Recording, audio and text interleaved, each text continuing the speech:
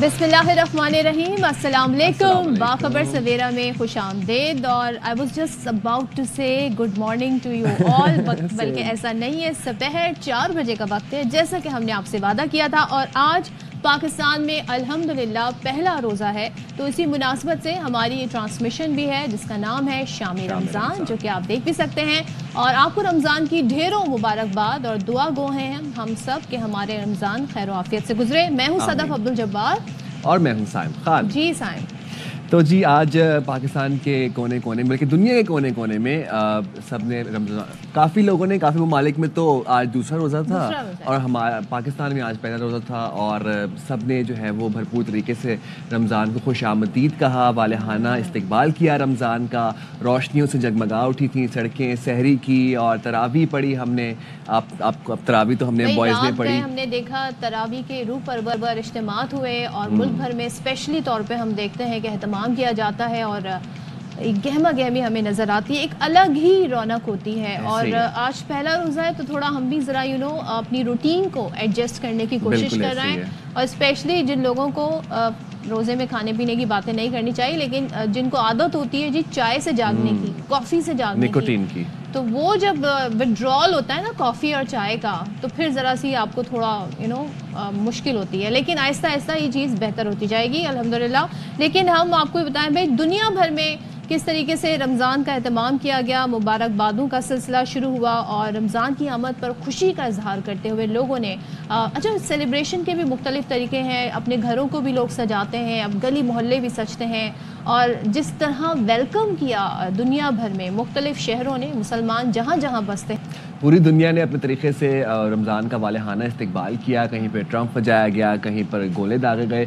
पाकिस्तान में भी एक वो है ना रिवाज, में क्या खास होता है मुझे बताएं। ढोल बजाते हैं, हाँ। डम डम डम डम डम गली में ऐसे सहरी में उठाते हैं जिससे आके, तो वो एक पुराना रिवाज है, वो काफ़ी अच्छे से चलता आ रहा है। इट मीन्स कि रमज़ान आ गया है, रमज़ान आने वाला है। और वो एक अलामत होती है, एक अलार्म होता है बेसिकली कि आप सहरी के लिए रिवायती हमारा तरीका है जी एशिया का। और बड़ा अभी भी कहते हैं ना ये जिंदा है, तो उसको बड़ा हम लोग महसूस भी होते हैं इससे। तो अब हम मज़ीद आगे बढ़ते हैं और रमज़ान से ही मुताल्लिक बात कर रहे हैं। तो बिल्कुल ऐसी है। और हम जब दुनिया भर में नज़र दौड़ाते हैं तो हमें नज़र आता है भाई कि ख़ास एहतमाम के साथ साथ ख़ास पकवान भी होते हैं। वैसे उस पर हम बाद में बात करेंगे, लेकिन अभी तो हम सेलिब्रेशन की बात बिल्कुल ऐसी है। और दुनिया के मुख्तलिफ ममालिक से ताल्लुक़ रखने वाले बाशिंदों ने रमज़ान की आमद पर खुशी का इजहार करते हुए उसकी मुबारकबाद दी है। Ramadan Mubarak from Turkey. Ramadan Mubarak from Ukraine. Ramadan Mubarak from Serbia. Ramadan Mubarak USA.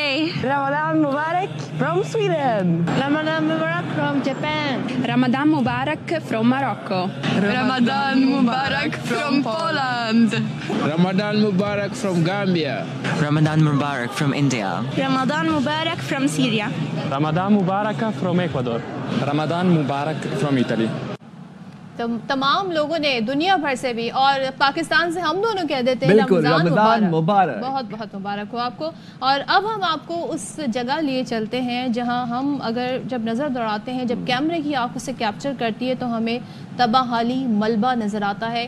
और बर्बरियत जो दिखाई इसराइल ने इतने सारे अरसे में गज़ा में, वो मंज़र हमें दिखाई देते हैं। लेकिन रमज़ान में गज़ा एक मुख्तलिफ ही मंज़र पेश कर रहा है और वहाँ पर सब लोगों ने अपनी एफ़र्ट करके एक बड़ी सी, कहते हैं ना, बड़ा दस्तरखान सजाया है। और रात में ये बड़ा खूबसूरत लग रहा था, जिसमें हमने देखा कि इतने कठिन हालात के बावजूद सबके लिए एहतमाम किया गया है कि सब यहाँ पर खूबसूरत तरीके से बैठें। और रमज़ान में तरावी इफ्तार का एहतमाम किया गया है। तो ये पहला रोज़ा तो वहाँ इफ्तार हो गया और उसमें हमने देखा कि किस तरीके से लोगों ने, बच्चे हों या बड़े, सबने जो है वो सजावट में भरपूर हिस्सा लिया। गली मोहल्लों को सजाया, बाज़ारों को सजाया। ये मनाज़र आप देख सकते हैं, खूबसूरत लाइट्स लगाई हुई थी, बाज़ारों और शाहराहों पर भी झंडियाँ लगाई हुई थी। और मस्जिद अक्सा में पहली तरावी का रूह परवर और इज्तिमा मुनाकिद हुआ। अच्छा, मस्जिद अक्सा में जो तरावी के रूह परवर मनाज़र हम देख सकते हैं जैसे अपनी स्क्रीन के ऊपर। और इसराइली हुकाम ने 55 साल से कम उम्र मर्दों, 50 साल से कम उम्र ख़वातीन और 10 साल से ज़ायद उम्र के बच्चों के मस्जिद अक्सा में میں داخلے پر پابندیاں عائد کر رکھی ہیں. گزشتہ برس رمضان کے دوران بھی صہیونی دہشت گردوں نے اپنی وحشیانہ کارروائیاں جاری رکھی تھیں. افسوس ہے اس چیز کے اوپر اور دل دکھتا ہے اپنے مسلمان بھائیوں اور بہنوں کے لیے, ان بچوں کے لیے جن کا مے بی یہ پہلا رمضان تھا اور انہوں نے آنکھ کھولی اس ایسے رمضان میں, ایسے ماحول کے اندر کہ جب جنگ چل رہی ہے. آپ یہ دیکھیں اتنے بہادر لوگ ہیں, اتنے ریزیلینٹ قوم ہے کہ ایک طرف ہم دیکھ رہے ہیں وہ ملبہ ہے, انہوں نے راستہ صاف کر کے پورا دسترخوان لگایا ہے, بڑی تعداد میں تراویح کے اجتماع بھی ہوئے, بچے بڑے ہر کوئی ہمیں سے پارٹیسپیٹ کرتا ہوا نظر آیا. ان کے چہروں پہ ہمیں خوشی نظر آئی, کہیں سے ہمیں نہیں نظر آیا کہ وہ دا شکوہ کر رہا ہے, جبکہ ان میں سے ہر ایک شخص وہ ہوگا جس نے اپنے گھر سے ایک پیارا کھویا ہوگا, کسی کا باپ, کسی کی ماں, کسی کی بہن, کسی کا پورا گھر, کسی کے بچے, کوئی اس جنگ میں ایسا زخمی ہوا ہوگا کہ شاید زندگی بھر کو وہ لاچار ہو گیا ہوگا. لیکن ہم دیکھ رہے ہیں کہ ان کا جو جذبہ ہے, ان کی جو محبت ہے مذہب سے, وہ نکل کے سامنے آ رہی ہے, اور اس سے ہمیں بھی بڑی کہتے ہیں نا ہمارے اندر بھی بڑا جذبہ ہے اسلام جاگتا ہے, جس میں ہم یہ سوچتے ہیں کہ جب یہ لوگ ایک دوسرے کی اتنا کیئر کر رہے ہیں, اتنا شیئر کر رہے ہیں ایک دوسرے کے ساتھ, تو ہم کیوں نہیں کام کر سکتے. بالکل ایسی. اچھا صدف, ایک بڑی انٹرسٹنگ چیز میں آپ کو بتانے لگوں, اور وہ یہ ہے کہ ویسے تو ایک سال کے اندر ہم ایک دفعہ رمضان کو خوش آمدید کہتے ہیں, سال میں ایک بار ہی رمضان. بالکل, لیکن اب یہ دیکھیں نا کہ عام طور پر ہم ہر سال ایک بار رمضان کو خوش آمدید کہتے ہیں, لیکن اب ہوا یہ خبر یہ ہے کہ آئندہ چند برس بعد ایسا منفرد سال آنے والا ہے جب مسلمان ایک سال میں 2 مرتبہ رمضان کو خوش آمدید کہیں گے. جی ہاں جی, 2 مرتبہ رمضان کو خوش آمدید کہیں گے. ماہرین فلکیات کے مطابق 2023 میں مسلمان 2030 میں مسلمان 2 مرتبہ رمضان المبارک کا استقبال کریں گے, جس کی وجہ قمری سال کی مدت کا شمسی سال کے مقابلے میں 11 سے 12 دن کم ہونا ہے. This is very interesting ویسے. اچھا اسی طرح یہ بتایا جا رہا ہے کہ 2030 میں دنیا بھر کے مسلمان ایک سال میں 36 روزے رکھیں گے. تو یہ آئی تھنک کچھ دنوں کا حساب ہوگا, لیکن کہتے ہیں نا اگر ہم جب تک زندگی رہی اور ہم نے وٹنس کیا 2030 کا رمضان, تو انشاءاللہ ہمیں 2 بار یہ موقع ملے گا کہ ہم ایک سال میں ماہ مبارک یعنی رمضان المبارک کے روزے رکھ سکیں. تو یہ بڑے اعزاز کی بات ہے, اور ظاہر ہے چاند کی رویت کے حساب سے بھی جو دن ہے وہ آگے بڑھتے جاتے ہیں, پیچھے ہوتے جاتے ہیں. اور اسی طریقے سے اب جیسے ہم نے دیکھا کہ مارچ میں, اب پورا مارچ ہمارا رمضان میں جائے گا, اب نیکسٹ ایئر جب رمضان انشاءاللہ آئے گا تو فیب سے آئی تھنک وہ شروع ہو جائے گا, اس طریقے سے سلسلہ بنے گا.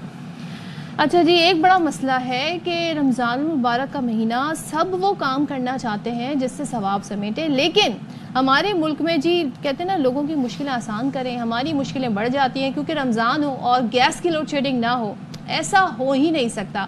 میں بھی آپ وہ جو بتا رہے تھے نا کہ وہ جو رات کو سحری میں جگانے آتے ہیں ڈھول لے کے, وہ ایک انڈیکیشن ہے کہ رمضان آ گئے. ایک انڈیکیشن یہ بھی ہے کہ گیس چلی جاتی ہے. اور میں سنڈے کی بات بتا رہی ہوں, آلریڈی گیس نے 10 بجے جانا تھا, لیکن پورا دن گیس نہیں آئی, صرف 2 گھنٹے گیس آئی ہے. اور سحری کا تو وقت وہ ہوتا ہے کہ جب وقت کم اور مقابلہ سخت والی سچویشن بنی ہوتی ہے. ہماری والدین مطلب ہماری امی بہنیں وغیرہ جو ہیں وہ سحری بنانے کے گھر کی خواتین مصروف ہوتی ہیں, اور گیس جو ہے وہ آنکھ مچولی کھیل رہی ہوتی ہے, کبھی آ رہی ہے کبھی جا رہی ہے. تو اور اگر اس موقع پر آپ بازاروں کا رخ کرو گے تو وہاں پر بھی رش ہوتا ہے. اب آپ کے 2-3 دکانیں ہی ہوں گی نا آپ کے آس پاس جہاں پر آپ کو وہ چائے مل سکتی ہے, پراٹھے مل سکتے ہیں. دکانیں آپ کہتے ہیں نا اسٹال ہوتے ہیں جہاں کی چیزیں بھی آپ کو مناسب بھی لگتی ہیں, اچھی بھی لگتی ہیں, وہاں زیادہ رش ہوتا ہے, لمبی لائن میں کھڑے ہیں, پتہ نہیں, اور جب تک آپ کی باری آئے کیا پتہ سامان سارا ختم ہو جائے. تو یہ اکثر و بیشتر ہوتا ہے, اور گھر سے فون بھی آ رہے ہوتے ہیں کہ بھائی جلدی کرو, کتنا ٹائم لگا دیا. But then again, sort of there is a huge population in our city کہ جو ابھی مطلب سحری افورڈ بھی نہیں کر سکتے نا باہر سے. ہم نے وہ بھی تو دیکھنا ہے نا کہ اگر گیس نہیں آ رہی, ہاں روز ایگزیکٹلی ہیلدی بھی نہیں ہے, اور روز باہر سے افورڈ بھی نہیں کر پا رہے سحری. تو یہ وہی مسئلہ ہے نا کہ گھر پہ گیس آ رہی ہو تو بندہ گھر پہ بنا کے کھا لے, لیکن this is very sad and very. چلیں تو ذرا ہم بتا دیتے ہیں ایکچوئل سچویشن کیا چل رہی ہے. کراچی اور راولپنڈی کے کئی علاقوں میں سحری جب بنائی جا رہی تھی تب لوگوں کو مشکلات کا سامنا ہوا. کراچی میں رفع عام سوسائٹی, ملیر, ناظم آباد, گلبہار, رنچوڑ لائن میں گیس غائب رہی. اینڈ یہ میں غلط نہیں کہہ رہی, گیس واقعی کل نہیں آ رہی تھی. اور راولپنڈی کے علاقوں میں سیٹلائٹ ٹاؤن ہے, کشمیریہ ہے, ڈھوک پراچا, سروس روڈ کے علاقوں میں सहरी में लोग सिर्फ गैस का इंतज़ार करते रहे। अब आप अंदाज़ा लगा सकते हैं कि उन्होंने कैसे अपना रोज़ा रखा होगा। इसी तरीके से ढोक कालाम खान, खुर्रम कॉलोनी, सादिकाबाद में भी गैस नहीं आई। अब सुई नदर ने रमज़ान में गैस की दिन में बिला तातुल फराहमी, जबकि सुई सदन कंपनी ने सहर अफ्तार के औकात में गैस की फराहमी का वादा किया था। अब नया शेड्यूल है। तो नया शेड्यूल क्या है भाई? नया शेड्यूल ये है कि शहरी में सुबह 3 बजे से 9 बजे और दोपहर 3:30 से रात 10 बजे तक गैस दस्तयाब होगी। ये नया शेड्यूल है। लेकिन इससे पहले भी हमने ये खबर दी थी कि 12 घंटे गैस आएगी, 12 घंटे जाएगी और सहर और अफ्तार के औकात में गैस अवेलेबल होगी। लेकिन उसका प्रेशर बहुत कम होता है। तो फिर वही है ना, वही तो बात है। ये बड़ा मसला है। चलें अब ये गुजारा करते हैं हम रोज़ आपकी कंप्लेन, क्योंकि हमारी भी कंप्लेन है, मुश्तरका हमारा ही मसला है। हम इसको रोज़ आवाज़ उठाते रहेंगे, आपकी आवाज़ बनते रहेंगे इंशाल्लाह। और अगर आप कोशिश करें अपना फीडबैक दें तो हम उसको मज़ीद इंक्लूड भी कर देंगे। 100%। अब बात कर लेते हैं सदफ के फेवरेट टॉपिक की, विच इज़ वेदर, मौसम। तो जी महकमा मौसमियात ने मुल्क भर में रमज़ान के आगाज़ में बारिश की पेशगोई कर दी है और सिंध, बलूचिस्तान, पंजाब, खैबर पख्तूनख्वा, गिलगित बल्तिस्तान और कश्मीर में मूसलाधार बारिश का इम्कान है, जबकि आज और कल पहाड़ों पर बर्फबारी मुतवक्के है। मैदानी इलाकों में यालाबारी और तेज़ हवाओं के साथ बारिश की पेशगोई की गई है। बारिशों के बायस लैंडस्लाइडिंग और नशेबी इलाकों में भी पानी भरने का खदशा है। दूसरी जानिब कराची की बात करें तो कराची वालों के लिए कोई अच्छी खबर नहीं है। लेकिन मौसम प्लेजेंट है। महकमा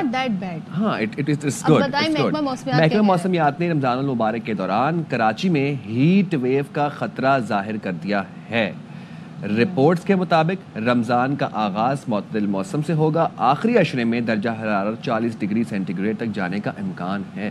this is very alarming. It's alarming, but हम 3-4 साल से ये देख रहे हैं साइम के कराची में ऐसा होता है कि भाई टेम्परेचर तो ज़रा हमें दिखा रहा होता है अपने नंबर्स यू नो, और हमें लगता है कि भाई ये तो गर्मी आ गई है, बड़े सख्त रमज़ान होंगे। लेकिन जैसे कहते हैं ना, वो बादल आ जाते हैं और एक क्लाउडी वेदर हो जाता है, ठंडी हवाएं चलना शुरू हो जाती हैं, तो वो गर्मी उस तरह की नहीं होती और बड़ा प्लेजेंट सा मुअत्तदिल सा ठंडी हवाएं चलती हैं, तो बड़ा अच्छा वेदर कराची में हो जाता है। तो इट्स काइंड ऑफ प्लेजेंट।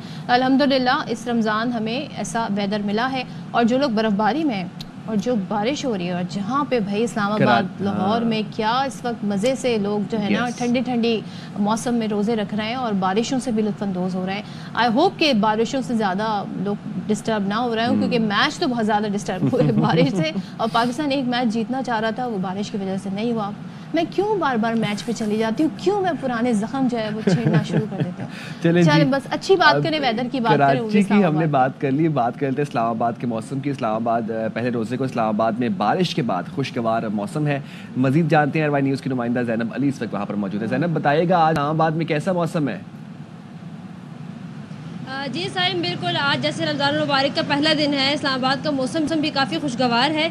सहरी के टाइम मौसम जो था वो काफ़ी सर्द था, सर्दी की एक लहर थी, लेकिन जैसे सुबह हुई धूप निकली मौसम जो है वो तब्दील हुआ। सुबह के वक्त टेम्परेचर जो था वो 13 डिग्री सेंटीग्रेड था। इस वक्त जब धूप निकली हुई तो इस वक्त टेम्परेचर जो है वो 17 डिग्री सेंटीग्रेड तक पहुंच चुका है, जबकि महकमा मौसमियात के मुताबिक अफ्तार के बाद टेम्परेचर जो है वो दोबारा गिर सकता है और आज रात के वक्त बारिशें होने का भी इम्कान है। इसके अलावा मुल्क के जो दीगर इलाके हैं, बालाई इलाके, वहाँ पर भी मौसम सर्द रहेगा, जबकि मैदानी इलाके में है वहाँ पर भी जो सर्दी की शिद्दत है वो बरकरार रहेगी।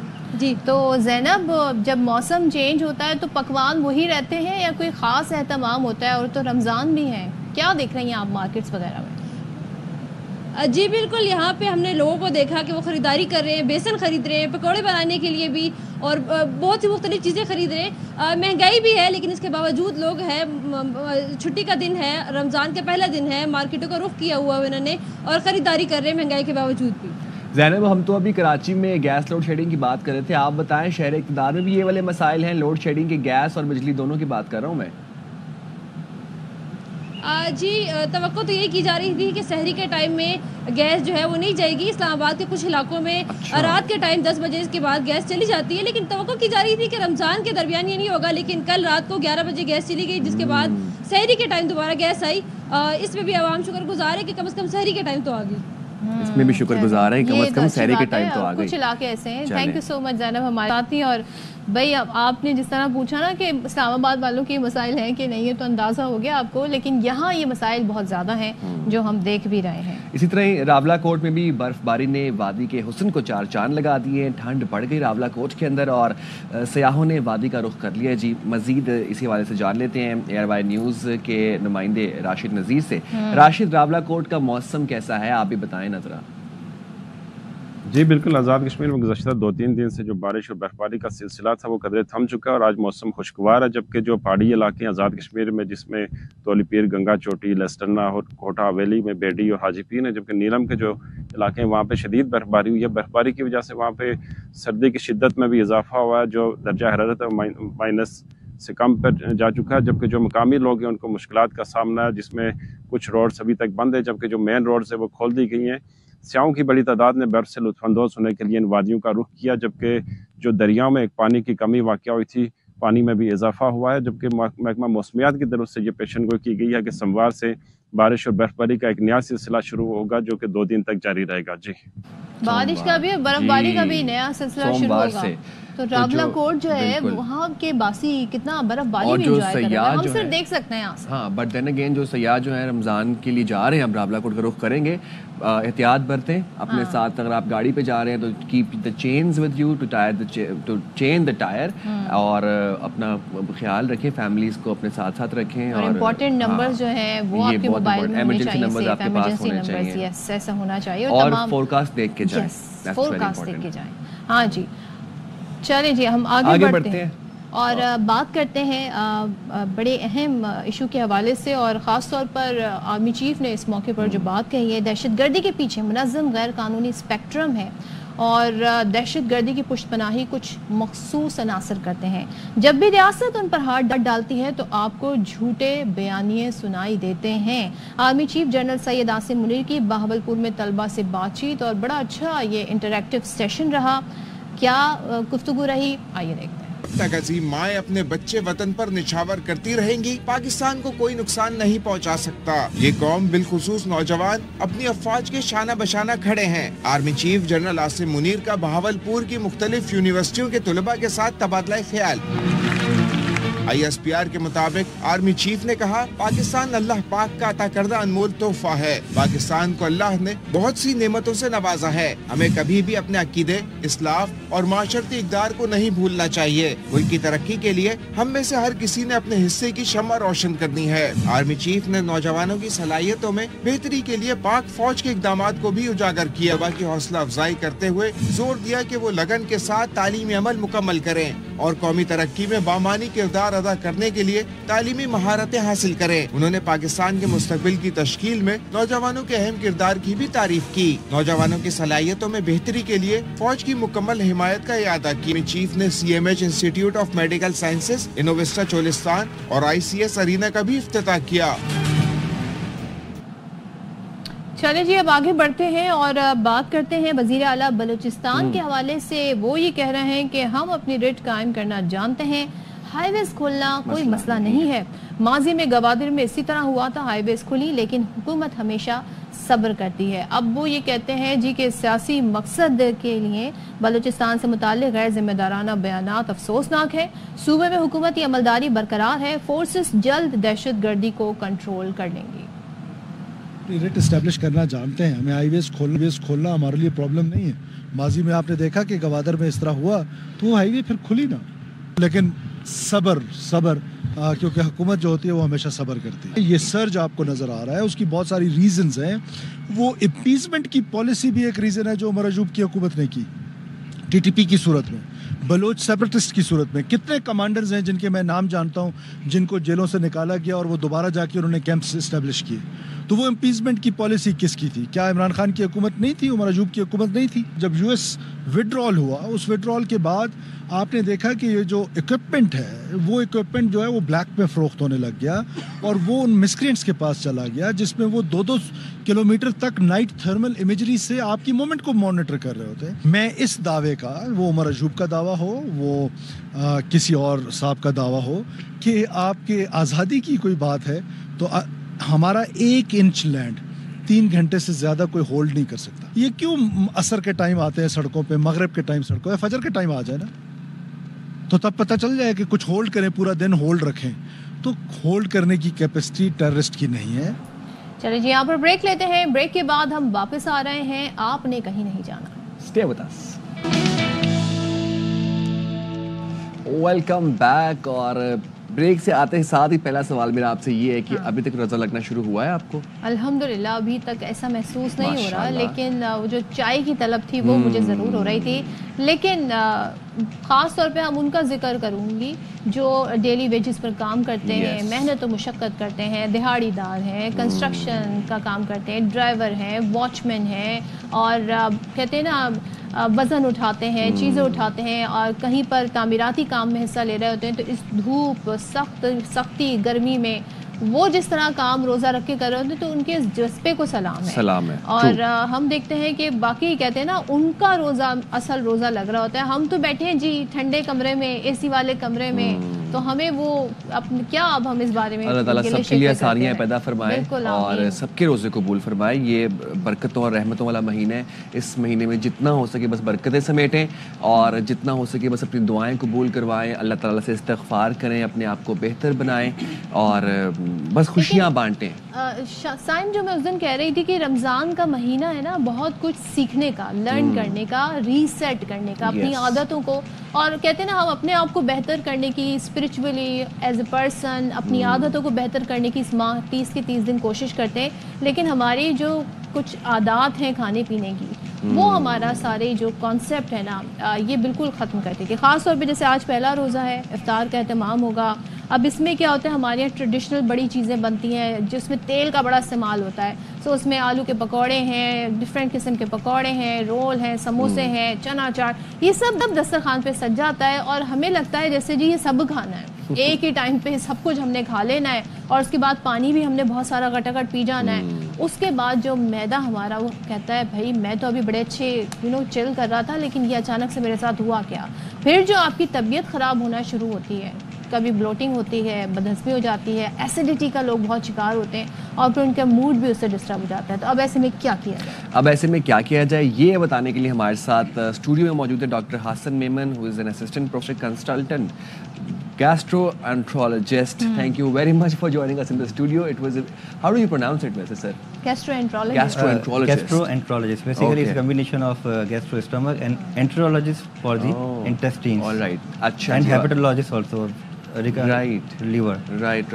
تو اس پہ ابھی ذرا ہم کمانڈ حاصل کرنے کی اس ورڈ پہ کوشش کر رہے ہیں. آپ بیچارے وہ پہلے وہ بیٹھے تو وہ بھی گیسٹرولوجسٹ اور گیسٹرولوجسٹ. ایگزیکٹلی, میں گیسٹرولوجسٹ ہی سوچ رہا تھا میرے دماغ کے اندر. روزہ بھی تو پہلا ہے نا, ابھی اتنا تو مجھے پلیز آپ لوگ مارجن دیں. اچھا ڈاکٹر صاحب, اب رمضان میں روزے دار جو ہیں وہ خاص طور پر پہلے عشرے کے اندر تو نا کافی لوگ جو ہے وہ معدے کی بیماریوں کا جو ہے وہ شکار ہو جاتے ہیں, امراض کا شکار ہو جاتے ہیں. اب اس کی بنیادی وجہ کیا ہے؟ پہلے تو وجہ بتائیں نا ہمیں کہ کیوں پہلے عشرے دوسرے عشرے کے اندر لوگوں کے پیٹ خراب ہونے لگ جاتے ہیں اور طبیعت خراب ہے, بی پی لو ہو رہا ہے, کسی کا سر پکڑا جا رہا ہے, اور ایک خاص طور پر افطاری کے فوراً بعد بھی یہ ہوتا ہے. سر درد ویسے ہوتا ہے, یہ بھی پوچھیں گے, لیکن کس طرح کے امراض کا سامنا کرنا پڑتا ہے؟ Thank you so much for inviting me once again. اور اللہ کا بڑا احسان ہے کہ اللہ تعالیٰ نے ہمیں رمضان جیسے برکت مہینے میں واپس ہمیں عطا فرمایا ہمیں, اور یہ رحمتیں لوٹنے والا مہینہ ہے, برکتیں لوٹنے والا مہینہ ہے. تو اس میں بیسیکلی جیسا آپ نے بتایا بہت اچھا کہ ہمیں ریسیٹ کرنے کا موقع ہے. نہ صرف یہ کہ آپ نے روزہ رکھنا ہے, پورے دن میں اپنے جو خوراک کو کنٹرول کرنا ہے, بلکہ اپنی جو عادتیں ہیں بہت ساری روٹین والی, اور اپنی کھانے کے اعتبار سے بھی ان پہ بھی اپنا فوکس کرنا ہے آپ نے. یہ نہیں کہ آپ نے جیسا بتایا کہ آپ نے کہ کیوں ہوتا ہے, تو اس کی وجہ یہ ہے کہ بیسیکلی لوگ جو جس طرح سے پہلے چلتے ہوئے آ رہے ہوتے ہیں اسی طرح سے ابھی بھی اپنی لائف اسٹائل کو ویسے ہی لے کے چلتے ہیں کہ لائک, اور اس پہ تو اور زیادہ احتیاط کرنے کہ لائک اپنے سحری کرنی, تو سحری میں لگتا ہے کہ بس یہ ان کا آخری کھانا ہے, اب اس کے بعد تو کھانا ملنا ہی نہیں ہے. اسی میں کھانا بھی کھا رہے ہیں سارا, پراٹھے کھا رہے ہیں, چائے بھی پی رہے ہیں, اس میں بعض دفعہ کچھ لوگ تو کولڈ ڈرنک بھی پی رہے ہیں اس میں, اور پھر آخر میں اینڈ ٹائم جو 1 منٹ بچا ہوگا نا اس میں پانی دے دنا دن. اب اتنا سا میدا ہے آپ کا, اب آپ نے سارا وہ من کی پی لیا آپ نے, پھر وہ گھومتے رہتے ہیں, پھر وہ گیسز ہو گئی. اب کیا کریں, اب تو روزہ بھی بند ہو گیا, اب تو نہ کوئی میڈیسن لے سکتے ہیں نہ کچھ اور کر سکتے ہیں. تو اس طرح سے نا بلا وجہ روزہ خراب کرنے سے بہتر ہے کہ آپ نا تھوڑا سا اس میں اعتدال لائیں اپنی لائف کے اندر. اور آپ کا روزہ بھی انیزی گزرے گا. اچھا مجھے ڈاکٹر صاحب ایک بات بتائیں, آپ نے سحری کا ذکر کیا تو اسی سے ذرا آغاز کر لیتے ہیں. کیا پرفیکٹ مطلب اسکیجول ہونا چاہیے؟ عموماً کہا جاتا ہے سونے سے 2 گھنٹے پہلے آپ کھانا کھا لیں کم سے کم, لیکن ہم تو آخری وقت تک کھا رہے ہیں. کچھ لوگ اس کے بعد سو جاتے ہیں, کچھ لوگ کام پہ چلے جاتے ہیں. تو کیا روٹین ہونا چاہیے؟ کتنا پہلے کھائیں, کتنا پانی پئیں؟ دیکھیے ہمیں نا بیسیکلی آخری منٹ تک کا ویٹ نہیں کرنا چاہیے. بالکل صحیح بات ہے کہ 2 سے 3 گھنٹے پہلے آپ نے کھانا کھا لینا چاہیے, وہ سونے سے پہلے ہوتا ہے ویسے. اب اس میں یہ کہتے ہیں کہ مجھے لگتا ہے کہ تہجد کا وقت اللہ تعالیٰ نے اسی لیے بنایا کہ آپ جلدی اٹھیں, اللہ کی عبادت کریں, اور اس میں کوشش کریں کہ آدھا گھنٹہ واک کر لیں نا, تو it will be very beneficial for you. کیونکہ آپ نے جو افطاری میں اور جو ڈنر بھی جو آپ نے کیا ہوا ہے وہ بھی اتنا ہیوی ہوا تھا کہ ابھی تک وہ پراپر ڈائجسٹ نہیں ہوا ہوتا, اور اس سے پہلے کہ سحری کا ٹائم آ چکا ہوتا ہے. تو اس میں آپ تھوڑا سا واک کر لیں, اور اس میں لائک آپ نے جو ہے نا لو کارب ڈائٹس پہ آپ فوکس کریں. اس میں آپ نے جو ہے یوگرٹ کا استعمال کرنا ہے, 2 ایگس لے لیے, بوائلڈ ایگ لے لیا آپ نے, اور ایک ملٹی گرین کی روٹی لے لیں, یا کوئی ہول ویٹ کی آپ بریڈ لے لیں. پراٹھے نہ لیں. پراٹھے لینے سے ایک تو یہ ہے کہ اس میں پھر ایک تو انسولین لیول اتنا سرچ کر جاتا ہے, اور اس میں جب یہ کہ 10, 11, 12 بجے نا ایک دم پھر واپس سے جو شوگر لو ہوگی, اور اس میں آپ نے بالکل ڈراؤزی ہونا شروع ہو جاتے ہیں, اور ویکنیس, کمزوری اسٹارٹ ہو جاتی ہے. اس کے علاوہ جو نا آپ نے اپنی واٹر انٹیک بڑا اچھا کرنا ہے. آپ نے جیسے افطاری آپ کی ہوئی اس کے بعد سے ہی آپ نے جو ہے نا وہ سحری تک کوشش کریں کہ آپ کو پیاس نہیں بھی لگ رہی نا, آپ کنٹینیوس پانی پیتے رہیں, کیونکہ وہ آل ڈے کا آپ کا جو پانی کا انٹیک آپ کا جو نہیں ہے وہ آپ وہاں سے پورا کرنا ہے. کیونکہ سحری میں 1 گھنٹے میں آپ پورا پانی نہیں پی سکتے آپ, کیونکہ وہ کھانا بھی کھا رہے ہیں, پانی بھی پی رہے ہیں, تو وہاں سے آپ پورا کر رہے ہیں. اس کے علاوہ کچھ چیزیں ہیں لائک السی کی سیڈس ہیں, فلیکس سیڈس ہیں, ان کا استعمال کریں. چیا سیڈس ہیں, بہت امپورٹنٹ ہیں. وہ کیا کرتا ہے آپ کو پورے دن آپ کا نا وہ ڈی ہائیڈریشن نہیں ہونے دیتا آپ کی باڈی میں, شوگر لیول کو مینٹین رکھے گا, اور اس کے علاوہ آپ کا جو پانی کا واٹر انٹیک ہے نا جو ڈی ہائیڈریشن اس سے پریونٹ کرے گا. اور اس کے علاوہ لائک آپ نے جو ہے جو نہیں کرنی ہے, آپ نے چائے کا استعمال کوشش کریں کہ کٹ ڈاؤن کر دیں. اور اس کے علاوہ کچھ لوگ تو یہ کہ کولڈ ڈرنکس وغیرہ بھی پی رہے ہوتے ہیں, کہ اسپرنگ پی رہے ہیں, وہ سحری میں بھاپو کیا کولڈ ڈرنک. اچھا چلیں یوگرٹ اور لسی کا استعمال رکھیں. لسی کا استعمال آپ کی جو ایک تو یہ کہ باڈی سے بھی اچھی رہے گی, اور اسٹمک بھی آپ کا نا بڑا ہیلدی رہے گا آپ کا, وہ اب جلے گا نہیں آپ کا جو نا وہ. چلیں جی اب ذرا افطار میں آ جاتے ہیں. افطار میں جی 1 پلیٹ کھجور سے ہم شروع کرتے ہیں, اور پورا 1 پلیٹ جو ہے پکوڑوں کی ہوتی ہے. اس کے بعد 2 سے 3 سموسے ہوتے ہیں, پھر چنا چاٹ ہوتی ہے, پھر 3 گلاس کم سے کم ہم شربت کے پیتے ہیں. اس کے بعد ہمیں فروٹ چاٹ بھی کھانی ہوتی ہے, اور اس کے بعد چائے کا دور چلے گا, اس کے ساتھ الگ سے دوبارہ پکوڑے ہوں گے, پھر کھانا بھی ہوگا. سو یہ کیا روٹین ہے؟ دیکھنا فرائڈ چیزیں تو ویسے بھی ہم لوگ الاؤ نہیں کرتے روٹین میں بھی. اب اس میں ایک بیچارہ ویسے جو خالی پیٹ چلتا ہوا آ رہا ہے صبح سے, اب اس میں آپ کا ایمٹی اسٹمک ہے, اس میں آپ نے فرائڈ چیزیں لے لیں جو کہ آپ کو ہرٹ کرتا ہے ڈائریکٹلی اسٹمک بھی, اور اس کے علاوہ جو آپ کا کولیسٹرول لیول ہے اس کو بڑھائے گا, اور شوگر کو بڑھائے گا. اس کے علاوہ آپ نے جو اگین جس طرح سحری میں آپ نے کیا, وہی افطاری میں تو ایسا کرتے ہیں کہ بس اگر کہیں دعوت میں پہنچ گئے پھر تو بس آپ بھول ہی جائیں نا کہ وہ کباب بھی کھا لیں گے, ٹکا بھی کھا لیں گے, وہاں پہ کولڈ ڈرنک بھی ملیں گی, ہر چیز مطلب کہ نا وہ اٹھا کے انڈیل دیں گے, جیسے میڈم نے بتایا. طریقہ کیا ہے پھر, واٹس دا رائٹ وے؟ تو بہتر یہ کہ لائک اعتدال, جیسے میں نے بتایا کہ کھجور لے لیں, پانی کا 1 گلاس لے لیں. 1 کھجور کافی سفیشینٹ ہے, 1 کھجور سفیشینٹ ہے. اور یہی سنت ہے کہ آپ نے جو روزہ اسٹارٹ کرنا ہے تو کھجور سے استعمال کریں, کھجور نہیں ہے تو پانی سے استعمال کر لیں. تو آپ نے پھر پانی آپ نے انٹیک کر لیا آپ نے سب سے پہلے آپ نے, اور اس کے علاوہ جو نا آپ نے مشروب کا استعمال کر لیا. اس سے یہ ہوگا کہ جو آپ کے اسٹمک میں جو انہیلدی جو بیکٹیریا ہے نا وہ بھی کلین آؤٹ ہو جائیں گے, وہ بھی واش آؤٹ ہو جائیں گے, اور آپ کی گٹ تھوڑی سی ہیلدی ہو جائے گی. اس کے بعد آپ کی جو پراپر فنکشننگ ہے, پھر آپ جو نا پراپر ڈائٹ لینا اسٹارٹ کریں. پہلے کھجور, پھر کچھ فلوئڈ, اور اس کے بعد پھر آپ اس کے بعد ڈائٹ استعمال کریں. چاٹ واٹ بھی مناسب استعمال ہے کہ مائنڈ فل ایٹنگ ہونی چاہیے. یہ نہیں کہ آپ کا جو ہے ابھی آپ وہ کھائے جانے پورشنز میں کھائیں, پورشن میں کھائیں, تھوڑا کم اسپائسی کھائیں. یہ بھی اسپائسی تو بالکل نہ کھائیں تو بہتر ہے, کیونکہ ایپیگیسٹرک برننگ, اور اس میں نا رمضان میں بہت زیادہ پھر اسٹارٹ ہو جاتی ہے پھر آپ کو.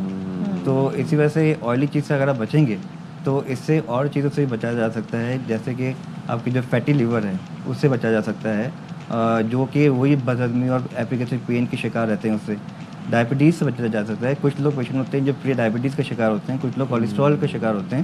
تو جیسے کہتے ہیں زندگی بھر سال بھر گناہ کیا, رمضان کا مہینہ مل گیا, آپ اپنے گناہ بخشوائیں.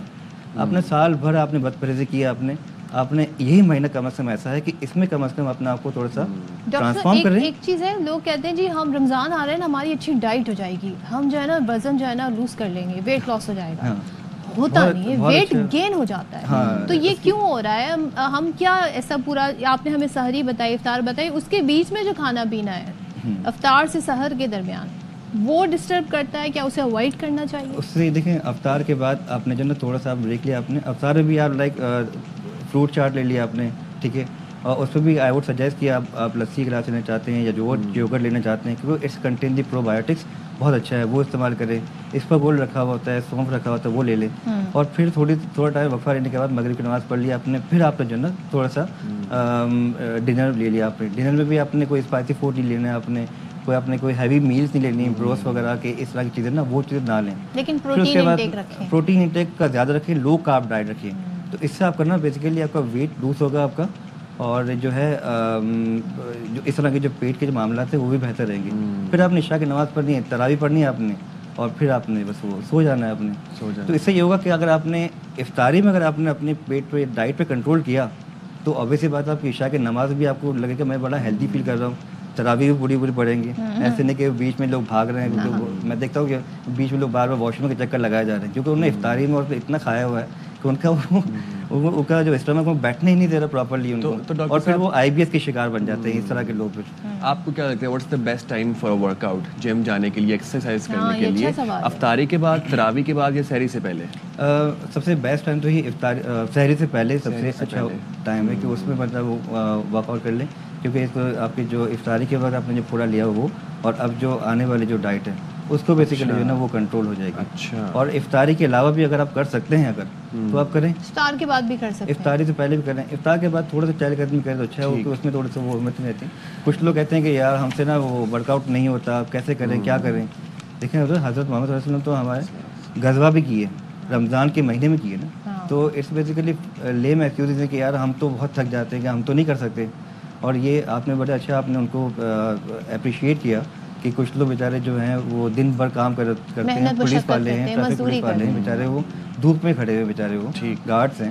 سو they are really needs to salute, ان کو سپورٹ کرنا چاہیے. پرفیکٹ, ٹھیک ہے جی, thank you very much. Doctor Hasan Memon Sahab ہمارے اسٹوڈیو میں موجود تھے اور بہت مفید مشورے دیے انہوں نے. اب وہ آپ لوگوں پر ہمارے پہ ہے کہ اگر ہم ان پہ عمل کریں, اور عمل کرنا چاہیے. دیکھیں ہم نے پہلے ہی دن حسب وعدہ ہم نے پہلے ہی دن آپ کو ساری ٹپس بتانا شروع کر دیے, اور ہم یہ پورے رمضان انشاءاللہ یہ سفر ہمارا جاری رہے گا. آپ کو یاد دلاتے رہیں گے کہ ہیلدی لائف سٹائل کیا ہے, آپ کو اپنی ڈائٹ کو کس طرح کھانا چاہیے, اور کون سا جو ہے اپروچ رکھنی چاہیے, کتنا کھانا چاہیے. جاتے ہیں ایک بریک پہ, ہمارے ساتھ رہیے گا.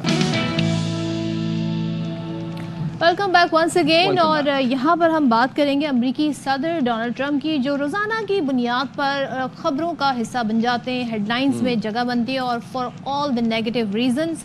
تو ڈونلڈ ٹرمپ دنیا کو سرپرائز دیے جا رہے ہیں. وائٹ ہاؤس میں امریکی صدر اور یوکرینی صدر جو ہیں ان کی ملاقات ہوئی, اور ظاہر ہے یہ منظر بڑے ہم لوگوں کے جانے پہچانے منظر ہوتے ہیں. ہم جو ٹیلی ویژن سے وابستہ لوگ ہیں انہوں نے اکثر بیشتر یہ ملاقاتیں دیکھی ہوتی ہیں, بڑی گرم جوشی ہوتی ہے, بڑے سفارتی آداب ہوتے ہیں.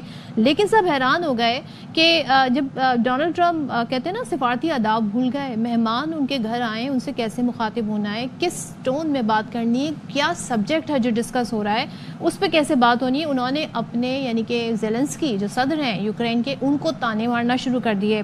یہ نوک جھوک جی سب نے لائیو دیکھی, بالکل لائیو دیکھی. And not just Donald Trump, even the journalist جو وہاں پر موجود تھے اوول آفس کے اندر, انہوں نے بھی زیلنسکی کے ساتھ یہی تانے بازی کی, طنز کے نشتر چلائے. سوٹ کے اوپر کافی چرچا ہوئی جی کہ آپ سوٹ کیوں نہیں پہنتے.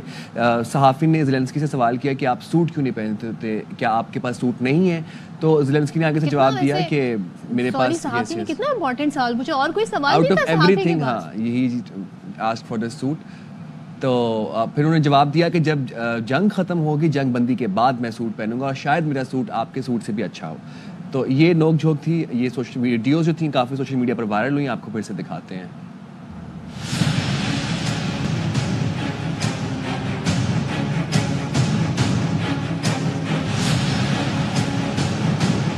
you should be thanking the president for trying to bring an end to this conflict. Have you ever been to Ukraine that you say what problems we have? Do you think that it's respectful to come to the Oval Office of the United States of America and attack the administration that is trying to prevent the destruction of your country? During the war, everybody has problems. Don't feel now, but you will feel it in the future.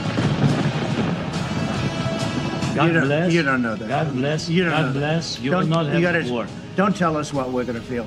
We're trying to solve a problem. Feel influence. You're right now not in a very good position. You're playing cards. You're gambling with the lives of millions of people. You're gambling with World War III. And what you're doing is very disrespectful to the country. Have you said thank you once this entire meeting? No, in this entire meeting, have you said thank you? We gave you, through this stupid president, $350 billion. We gave you military equipment. If you didn't have our military equipment, this war would have been over in 2 weeks. People are dying. You're running low on soldiers. Listen, you're running low on soldiers. And then you tell us, I don't want a ceasefire. I don't want a ceasefire. The problem is, I've empowered you to be a tough guy. I don't think you'd be a tough guy without the United States. You're either going to make a deal or we're out. And if we're out, you'll fight it out.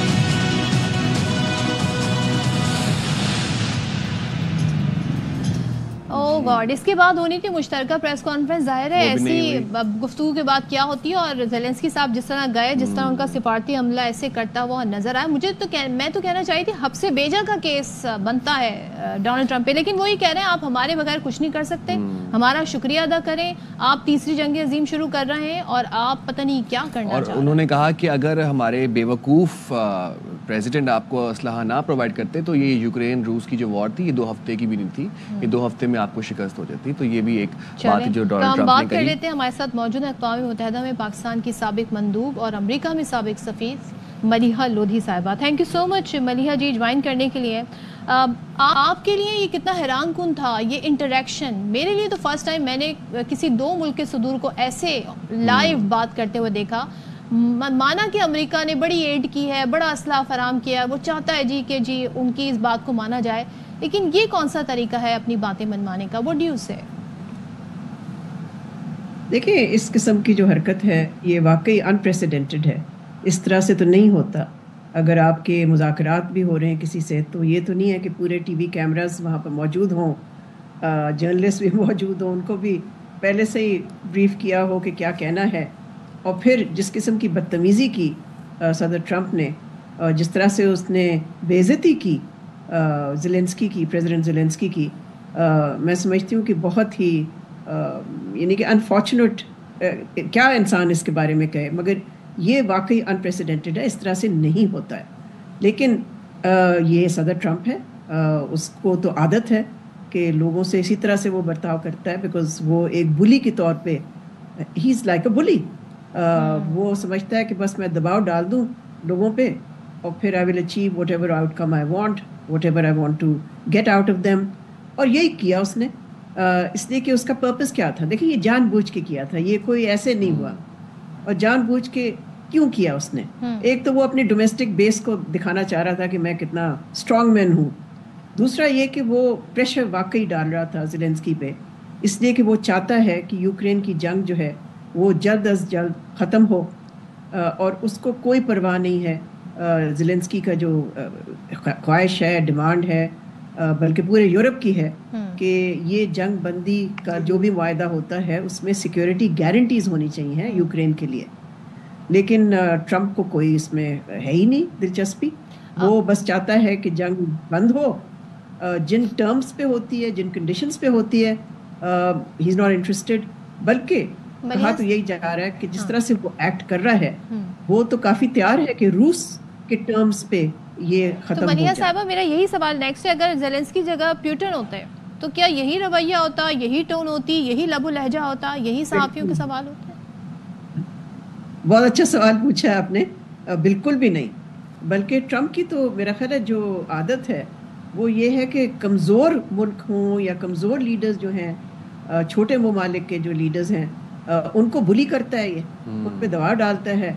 लेकिन the big powers meaning कि चीन, रूस वगैरह, ان کے ساتھ یہ نہیں کرے گا, کبھی بھی اس طرح کی حرکت نہیں کرے گا, اس کی تو جرت ہی نہیں ہوگی.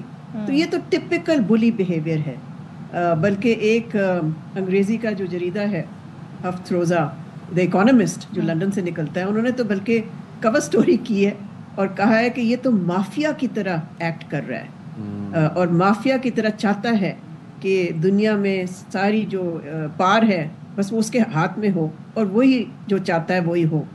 لیکن دیکھیں ہمیں آگے دیکھنا ہے کہ اس کے نتائج کیا ہوں گے. ظاہر ہے جو وہ چاہتا ہے ضروری تو نہیں ہے کہ اس کو ایک دم سے مل جائے گا. اور آج ویسے بھی لندن میں ایک بہت بڑی کانفرنس بلائی ہے, سمٹ بلائی ہے برٹش وزیر اعظم نے یورپین ممالک کی. سو اب بال ان کے کورٹ میں ہے. دیکھنا یہ ہے کہ یورپ کی طرف سے کیا رسپانس آتا ہے. ابھی تک تو کا مظاہرہ کیا ہے. جی یہ بتائیے گا کہ آپ کو کیا لگتا ہے کہ ٹرمپ کرنا کیا چاہ رہے ہیں؟ اب کچھ دن پہلے ہم نے دیکھا ٹیرف کا معاملہ تھا, ٹیرف عائد کیے گئے کینیڈا میکسیکو پہ, اور اس کے بعد پھر اب ہم نے دیکھا زیلنسکی والا معاملہ پیش آ گیا. اب یہ ذرا بتانے کی سمجھانے کی کوشش کریں کہ what is Trump thinking actually. کیا نئے اتحادی بننے جا رہے ہیں یا پھر حلیف بننے جا رہے ہیں؟ وہ تو بڑا آبویس ہے وہ کیا چاہتا ہے. وہ ایک امریکہ فرسٹ جس کو انگلش میں کہتے ہیں یونیلیٹرلسٹ پالیسی اس نے اڈاپٹ کی ہوئی ہے.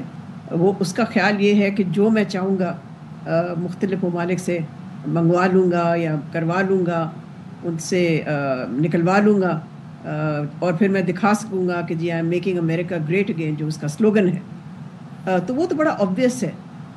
لیکن اس میں میں سمجھتی ہوں کہ جس طرح سے اس نے یورپین ممالک ان کے ساتھ ڈیل کیا ہے تو اس سے تو یہی لگتا ہے کہ he doesn't really care about his allies.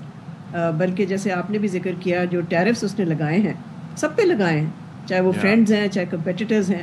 So he really doesn't care because he thinks کہ امریکہ کے پاس اتنی زیادہ پار ہے کہ he can get away with ایوری تھنگ. But I think he will find کہ اتنا آسان نہیں ہے.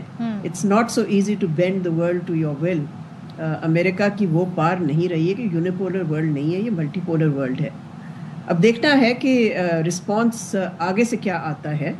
ٹرمپ کی مختلف یہ جو اس نے پالیسیز اختیار کی ہیں اور جو پروناؤنسمنٹس کی ہیں کنٹروورشل بلکہ آؤٹریجس.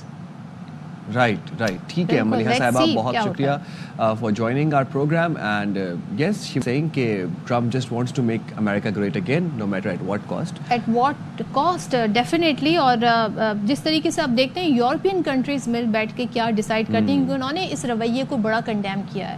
برطانیہ اور دیگر کنٹریز جو ہیں انہوں نے ڈونلڈ ٹرمپ کے اس ایٹیٹیوڈ کو, اور ظاہر ہے جو بھی کہتے ہیں نا تمام کنٹریز ہیں جہاں پہ سفارتی آداب کا خیال رکھا جاتا ہے وہاں پہ یہ رویے کبھی بھی اپریشیٹ نہیں ہوتے ہیں. چلیں جی اب ماحول تھوڑا چینج کر لیتے ہیں اور بات کر لیتے ہیں شادی کی. اداکار عمر شہزاد شادی کے بندھن میں بندھ گئے ہیں. عمر شہزاد نے مدینہ میں نکاح کیا. سوشل میڈیا پر نکاح کی ویڈیو شیئر کر دی. نکاح میں اہل خانہ اور دوستوں نے شرکت کی.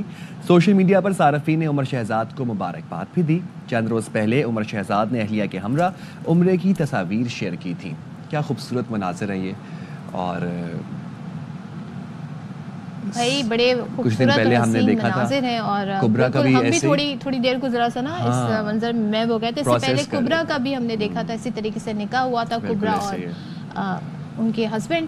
اور اس وقت یہ منظر ہم دیکھ رہے ہیں, بڑی اچھی پیاری تصویریں ہیں. تو ہمارے جو سیلیبریٹیز ہیں یہ خاصا نیا ٹرینڈ اس وقت دیکھنے میں آیا ہے, ایک نیا رجحان ڈیولپ ہو رہا ہے. آئی تھنک اٹس گڈ کہ آپ اپنی جو اسپریچول سائڈ ہے آپ وہ بھی تو شو کر رہے ہیں اپنے فینس کے سامنے, اپنے فالوورس کے سامنے, اپنی ریلیجیس سائڈ بھی بتا رہے ہیں. And people who are following you they notice each and ایوری تھنگ. اینڈ آئی ایم گلیڈ کہ اب یہ اس طرح کا ایک رجحان ڈیولپ ہو گیا ہے. اور صدف اسپیشلی جہاں پہ آپ ایکسٹرا ویگینٹ شادیاں کرتے ہیں, بڑی 15 دنوں کی شادیاں کرتے ہیں, بڑے ایونٹس کرتے ہیں, تو اس سے بھی ایک میسج اچھا یہ نہیں جاتا کہ آپ, اس سے بہتر ہے کہ آپ اس طرح کا کچھ چھوٹا سا ایونٹ کریں اور ایک سلامتی کا, ایک پیار کا. وہ ایکسٹرا ویگن شادیاں بھی کر رہے ہیں. تو مطلب ماشاءاللہ سے اللہ نے دیا ہے تو وہ اس کا اظہار بھرپور طریقے سے کر رہے ہیں. At the end of the day ہر بندے کی اپنی خواہش ہے, اپنی چوائس ہے, اپنی جو میز میاں بیوی راضی تو کیا کرے گا قاضی. اور اس پہ ہم بریک ہی لے سکتے ہیں, بریک کے بعد واپس آتے ہیں. Stay with us. Welcome back और उम्मीद करते हैं कि आप हमारा प्रोग्राम बहुत एंजॉय कर रहे होंगे. मैं कहा पहले इंट्रो दे दूं, उसके बाद फिर पूरा सेगमेंट आपके पास ही आ जाएगा, क्योंकि हम इस सेगमेंट में हम बात करेंगे सदफ के फेवरेट टॉपिक के ऊपर, which is cricket and champions trophy for sure.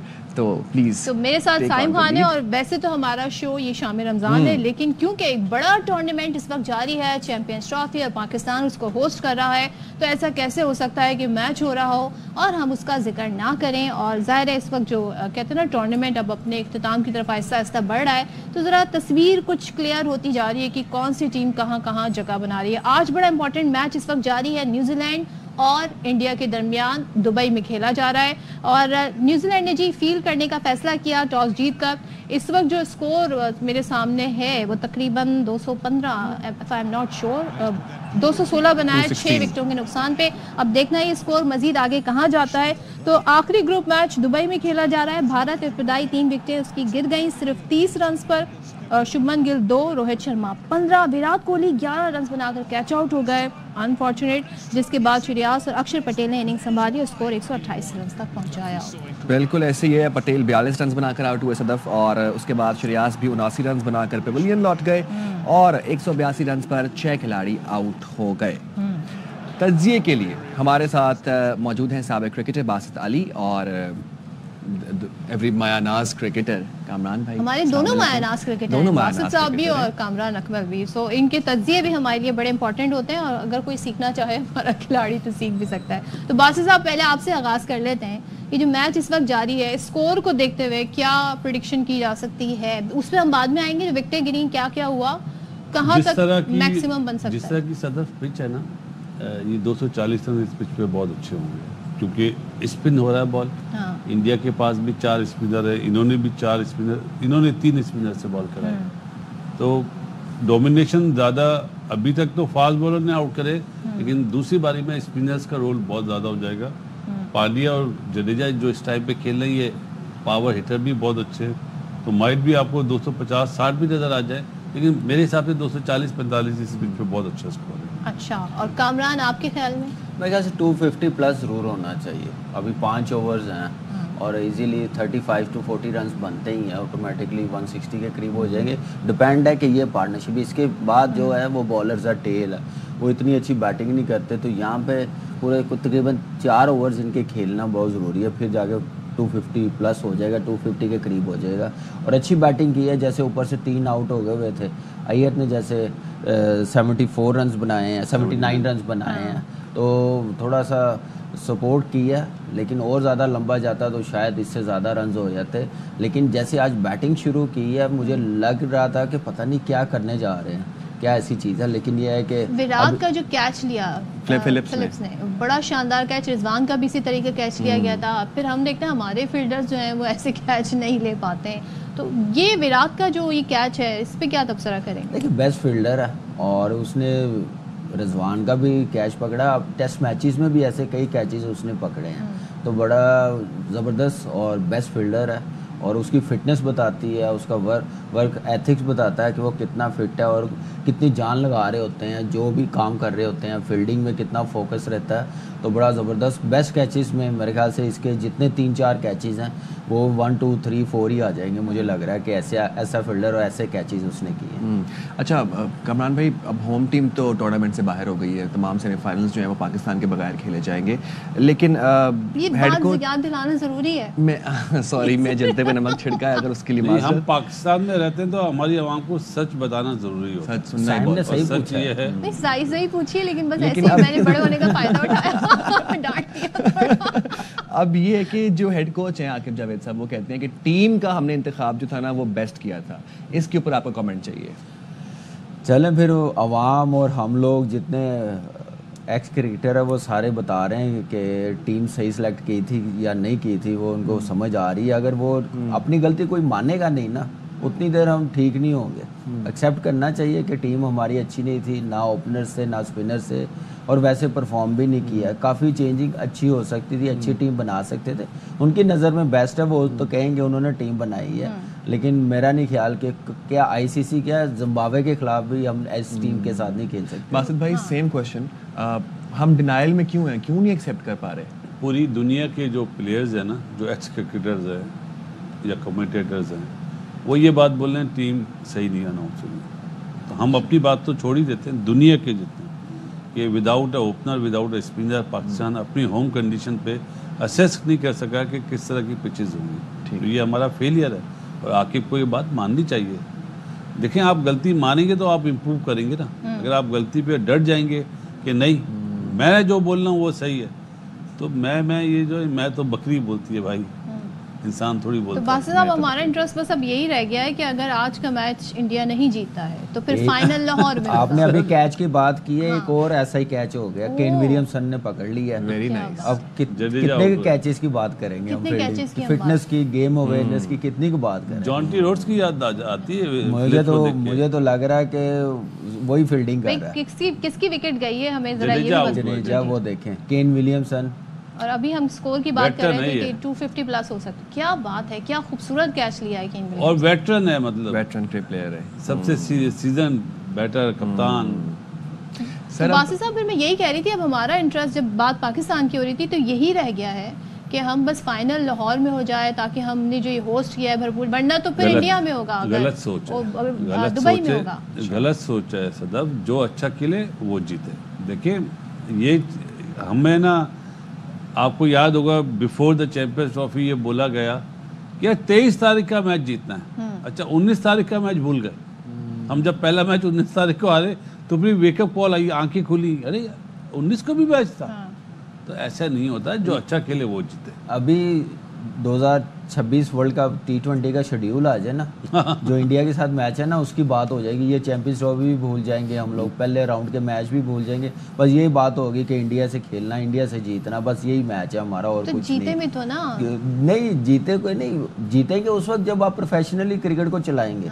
आप ऐसे नहीं चला सकते कि तू भी आ जा, इधर आ जा, 2.5 साल के बाद कोई आ रहा है, कोई 2 साल के बाद आ रहा है, तो टीमें ऐसे नहीं बनती। तो अभी ये जो न्यूजीलैंड हमें दिख रही है, जो इंडिया को इंडिया की विकेटें 30 रन पे 3 गिर गई, अच्छी फॉर्म में है न्यूजीलैंड, इनसे हमारा टूर्नामेंट भी है, उस पर भी बात करेंगे। लेकिन ओवरऑल जो 3 विकेटें गिरी पाकिस्तान में, अगर शुरू में 3 विकेटें गिर जाएं कामरान, बस फिर तो हमारी बैटिंग लाइन जो है वो फिर टेस्ट मैच शुरू हो जाता है हमारी टीम। टेस्ट मैच तो फिर पहली बॉल से शुरू हो जाता है, लेकिन हम नहीं सीखते। आप यहाँ देखें इन्होंने कैसे मैच को संभाल लिया है। देखिए उनके पास क्लैरिटी है, एक कॉन्फिडेंस है, क्योंकि वो एक प्लेयर पे किसी पे डिपेंड नहीं कर रहे होते, जो सेट होता है वो मैच को निकाल के ले जाता है, टीम को मुश्किल से निकाल के ले जाता है। ये उनके सिस्टम की और उनकी मेरे का प्रोसेस किया हिस्सा है कि कैसे टीम को प्रेशर से निकालना है, और वो उसी वक्त ही होता है जब आप टीम बनाते हैं, प्लेयरों को खिलाते हैं, क्लैरिटी देते हैं, तो वो क्लैरिटी नज़र आती है, चाहे वो न्यूजीलैंड की टीम हो, चाहे वो ऑस्ट्रेलिया की टीम हो, चाहे वो इंडिया की टीम हो। आप देखें कैसे प्रेशर से निकल जाते, 3 आउट भी हो गए थे मेन बैट्समैन, जिसने पिछले मैच में 100 किया विराट कोहली ने, गिल इतनी अच्छी फॉर्म में है, लेकिन अय्यर ने आकर वो रिस्पॉन्सिबिलिटी ली है। यही गेम अवेयरनेस होती है, मैच विनर ऐसे ही बनाए जाते हैं जब ऐसे मैचेस से टीम को निकाल के ले जाते हैं प्रेशर से। क्या प्रेडिक्शन है आपकी आज के मैच के हवाले से? देखिए अभी बॉलिंग तो बहुत ज़बरदस्त की है न्यूजीलैंड ने, और जैसी टीम है अभी उतना टोटल उन्होंने बनाया नहीं, 223 रन हुए हैं, 7 आउट हो गए हैं 4 ओवर्स में। यहाँ पे अब हार्दिक पांड्या जितना रहेगा, खेलेगा, स्ट्राइक अपने पास रखेगा, अब ये टाइम है उसकी पावर हिटिंग का, जैसे वो माना जाता है। अगर लग गए उसके 2-3 छक्के लग गए, 1-2 बाउंड्रियाँ लग गई, तो डेफिनेटली ये 250 के करीब रन हो जाएंगे, तो बड़ा फाइटिंग टोटल होगा। लेकिन न्यूजीलैंड की बैटिंग लाइनअप बहुत ज़बरदस्त है। बासित भाई आपकी क्या प्रेडिक्शन है?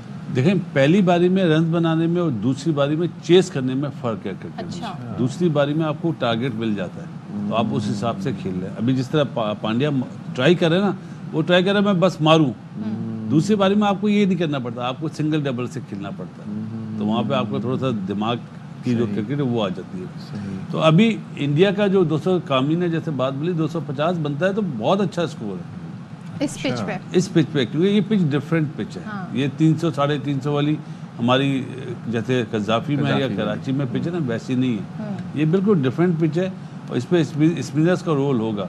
तो दूसरी बारी में एक टारगेट मिल जाता है, तो फिर वो अगर एक ओवर में 2 रन भी बनते हैं ना, तो फिर दूसरे ओवर में वो 8 रन बनाने पे चले जाते हैं, पहली बारी में कोई टारगेट नहीं होता। लेकिन इस चीज़ का क्या फ़ायदा होता है कि इंडिया एक ही ग्राउंड पे मैच खेल रहा है, तो वो पिचेस की कंडीशंस का इसका फ़ायदा होता है, जो आज के मैच में वो फ़ायदा उनको मिला है कि नहीं मिला है? अभी तक तो नहीं मिला, क्योंकि वो बैटिंग कर रहे हैं ना, उन्होंने जब दूसरी बारी में जीतेंगे پھر یہ بات کی جائے نا کہ ہاں بھائی انہیں فائدہ ہوا. پچز سب کو پتہ تھی, یہاں پہ ایک پہلے ٹورنامنٹ ہو رہا تھا دبئی لیگ, اور انڈیا نے اپنے سارے میچ, جو آپ کو پتہ ہی ہے کہ انہوں نے منع کرا تھا ہم نہیں آئیں گے, تو وہ میچز انہیں سوٹ کر رہی ہے. لیکن دوسری ٹیمیں بھی اب ہلکی نہیں ہے صدف, ان کے پاس بھی اسپنر بہت اچھے ہیں. نیوزی لینڈ بہت اچھی ٹیم ہے, اور میرے خیال میں دونوں فائنلسٹ لگتی ہیں, جس طرح کا دونوں کا رول ہے دونوں فائنلسٹ یہی لگتی ہیں. لیٹس سی, لیکن اٹس ٹو ارلی ٹو سے کہ اس زبردستی یہ والی پچ بنائی گئی ہے. نہیں, نیوزی لینڈ کے بھی اسپنر اچھے, اگر انڈیا کے اچھے تو نیوزی لینڈ کے بھی اچھے. کامران بھائی, دورہ نیوزی لینڈ کے لیے آپ کو لگتا ہے کہ سینئر جو پلیئرز ہیں ہماری ٹیم میں ان کو ڈراپ کرنا چاہیے اور نئے ٹیلنٹ کو ٹیسٹ کرنا چاہیے؟ Now this is the right time. نام تو سامنے آ گئے ویسے. دیکھیں T20 میں میرا ماننا ہے کہ آپ بالکل ڈراپ نہیں, ان کو کہیں کہ ابھی آپ 6-8 مہینے 1 سال آپ T20 کو بھول جائیں. ٹھیک ہے, آپ اپنی ون ڈے اور ٹیسٹ میچز کی طرف دھیان رکھیں. ون ڈے بھی ہم ان کو کھلائیں گے ٹاپ ٹیموں کے خلاف, یا اگر نیوزی لینڈ ابھی جا رہے ہیں لے کے جائیں ان کو, اگر جگہ بنتی ہے, اگر ریسٹ نہیں دینا تو ون ڈے ضرور کھلائیں. اس کے بعد T20 میں آپ جو ڈومیسٹک کے پرفارمر ہیں نا ان کو کھلانا پڑے گا, جو آپ نے 2026 ورلڈ کپ کی تیاری کرنی ہے, کیونکہ اب ٹائم بہت آ گیا, بڑے پازیٹیو ڈیسیژن لینے کا ٹائم ہے. ابھی نہیں لیں گے تو پھر آگے بھی نہیں ہوگا. تو اگر آپ نے کرکٹ بہتر کرنی ہے, اپنے ڈومیسٹک سسٹم کو آپ نے بہتر کرنا ہے, پروسیس بہتر کرنا ہے, سلیکشن کا میرٹ آپ نے لانا, تو پھر یہ ڈیسیژن لینے پڑیں گے. پھر آپ بیک اپ پلیئرس بھی بنا سکتے ہیں. اور ڈومیسٹک میں ہمارے پاس ایسا ٹیلنٹ موجود ہے جس کو ہم دورہ نیوزی لینڈ میں ٹیسٹ کر سکتے ہیں؟ بالکل کر سکتے ہیں. اس کے لیے آپ کو پھر ڈیسیژن لینا پڑے گا. آپ کو ان سے بات کرنی پڑے گی جو ہمارے سینئر پلیئر ہیں.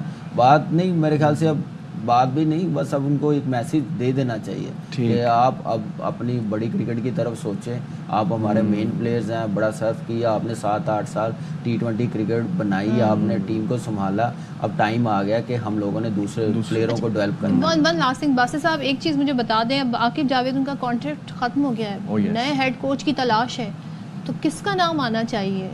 ثقلین, مشتاق, کس کا نام چل رہا ہے ثقلین کا, اور بھی بہت لوگ ہیں. مجھے لگتا ہے کہ یونس خان جیسا بندہ آنا چاہیے جو ان لڑکوں کو سیدھا کرے. ان لڑکوں کو سیدھا کرنے کی ضرورت ہے. لڑکے بھی تو کوآپریٹ کریں نا ہیڈ کوچ. وہ آپ فکر نہ کریں, یونس خان جیسا بندہ, ایک میرے الٹے ہاتھ پہ بیٹھا ہوا ہے ایک شخص, اس جیسا بندہ اگر آئے گا نا وہ انہیں آرام سے بتا دے گا. اور جو ابھی سلیکشن کمیٹی کی بات کر رہے تھے, سلیکٹرز نئے لڑکے بھیج تو دیں گے, لیکن یہ سب دنیا کو بیوقوف بنانے والی باتیں ہیں. آنا واپس ان لوگوں نہیں ہے. معافی کے ساتھ کامی نے بولا ٹیلنٹ, میں نہیں مانتا پاکستان کے ابھی ملک میں ٹیلنٹ ہے. انڈر 19 اور انڈر 23 کے جو لڑکے ان میں ہے ٹیلنٹ, اوپر لانے کا سسٹم نہیں ہے, یہ کہنا چاہیے. جونیئر لیول کی آپ کے پاس سلیکشن کمیٹی نہیں ہے جی. آپ ہر چیز کو سینئر کا سوچ رہے ہوتے ہیں. جب بیس بنتی ہے تو بلڈنگ کھڑی ہوتی ہے نا. آپ انڈر 13, انڈر 16, انڈر 19 پہ آپ دھیان نہیں دے رہے, تو کہاں سے آپ کی بیس بنے گی؟ آپ انڈیا کی بات کرتے ہیں, انڈیا سے کو ہرا دو, انڈیا سے جیت جاؤ, یہ کر دو. ان کی بیس تو دیکھیں, کچھ ان سے ہی سیکھ لیں. دیکھیں صدف, آپ دیکھیں ٹیلنٹ کی بات نہیں ہے, آپ نے پچھلے 6-7 سال نا ٹرائی آؤٹ نہیں کی ہے. ٹھیک ہے, اس لیے لوگوں کے بھی تاثر یہ ہے, کیونکہ میں ابھی 2 مہینے رہا ہوں ادھر, کرکٹ دیکھی ہے. اب ٹرائی تو کریں, آپ موقع تو دیں, پھر ہی ٹیلنٹ بنے گا نا. لیکن وہ آپ کا سسٹم سٹرونگ ہونا چاہیے. پاکستان ٹیم میں آ کے نہیں ہے کہ ہم نے اکیڈمی بنانی کہ پاکستان ٹیم میں آ کے سیکھے. اتنی دیر میں آج کل سپر سٹار گل جیسا بن جاتا ہے, 30-35 میچ کھیل کے. ہم اتنے میچز کہتے ہیں کہ سیکھ جائے گا, موقع دیں گے, ٹیم بنا لیں گے تو سیکھ جائے گا. لیکن یہ جگہ سیکھنے والی نہیں, یہاں پہ پکا پلیئر آنا چاہیے, پرفارم کرنا چاہیے. ٹھیک ہے, thank you very much Kamran بھائی, باسط بھائی for joining us in the studio. اور بھائی اس وقت آپ دیکھیں جیسے وکٹ گرتی ہے نا تو اسکور بھی گرنا شروع ہو جاتا ہے, یعنی کہ سلو ہو جاتا ہے. گرنا تو میں نہیں کہوں گی, 226 پر 7 ہو گئے ہیں, اور غالباً ابھی لائک 2.5 کتنے اوور باقی ہیں, آلموسٹ 2.5 کے قریب اوور. نہیں جی, یہ تو ہو گئی کرکٹ کے حوالے سے کافی لمبی اینڈ ڈیٹیل ڈسکشن.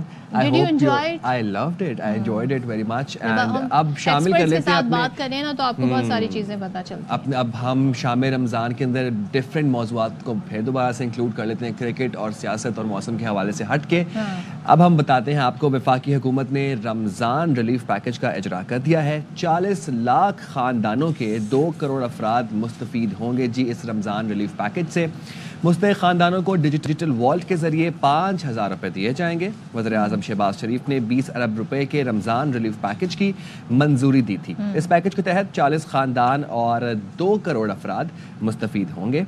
اچھا یہ ہم اس بات میں ڈسکشن کریں گے کہ 5,000 میں ہم کیا کیا خرید سکتے ہیں ریلیف پیکج کے اندر, بٹ میں اس کو ذرا کمپلیٹ کر لوں. اور وزیر اعظم کا کہنا ہے کہ اس بار رمضان پیکج میں شفافیت کو یقینی بنایا جائے گا تاکہ 5,000 جو ہے وہ ادھر ادھر نہ ہو, مل جائے مستحق بندے کو.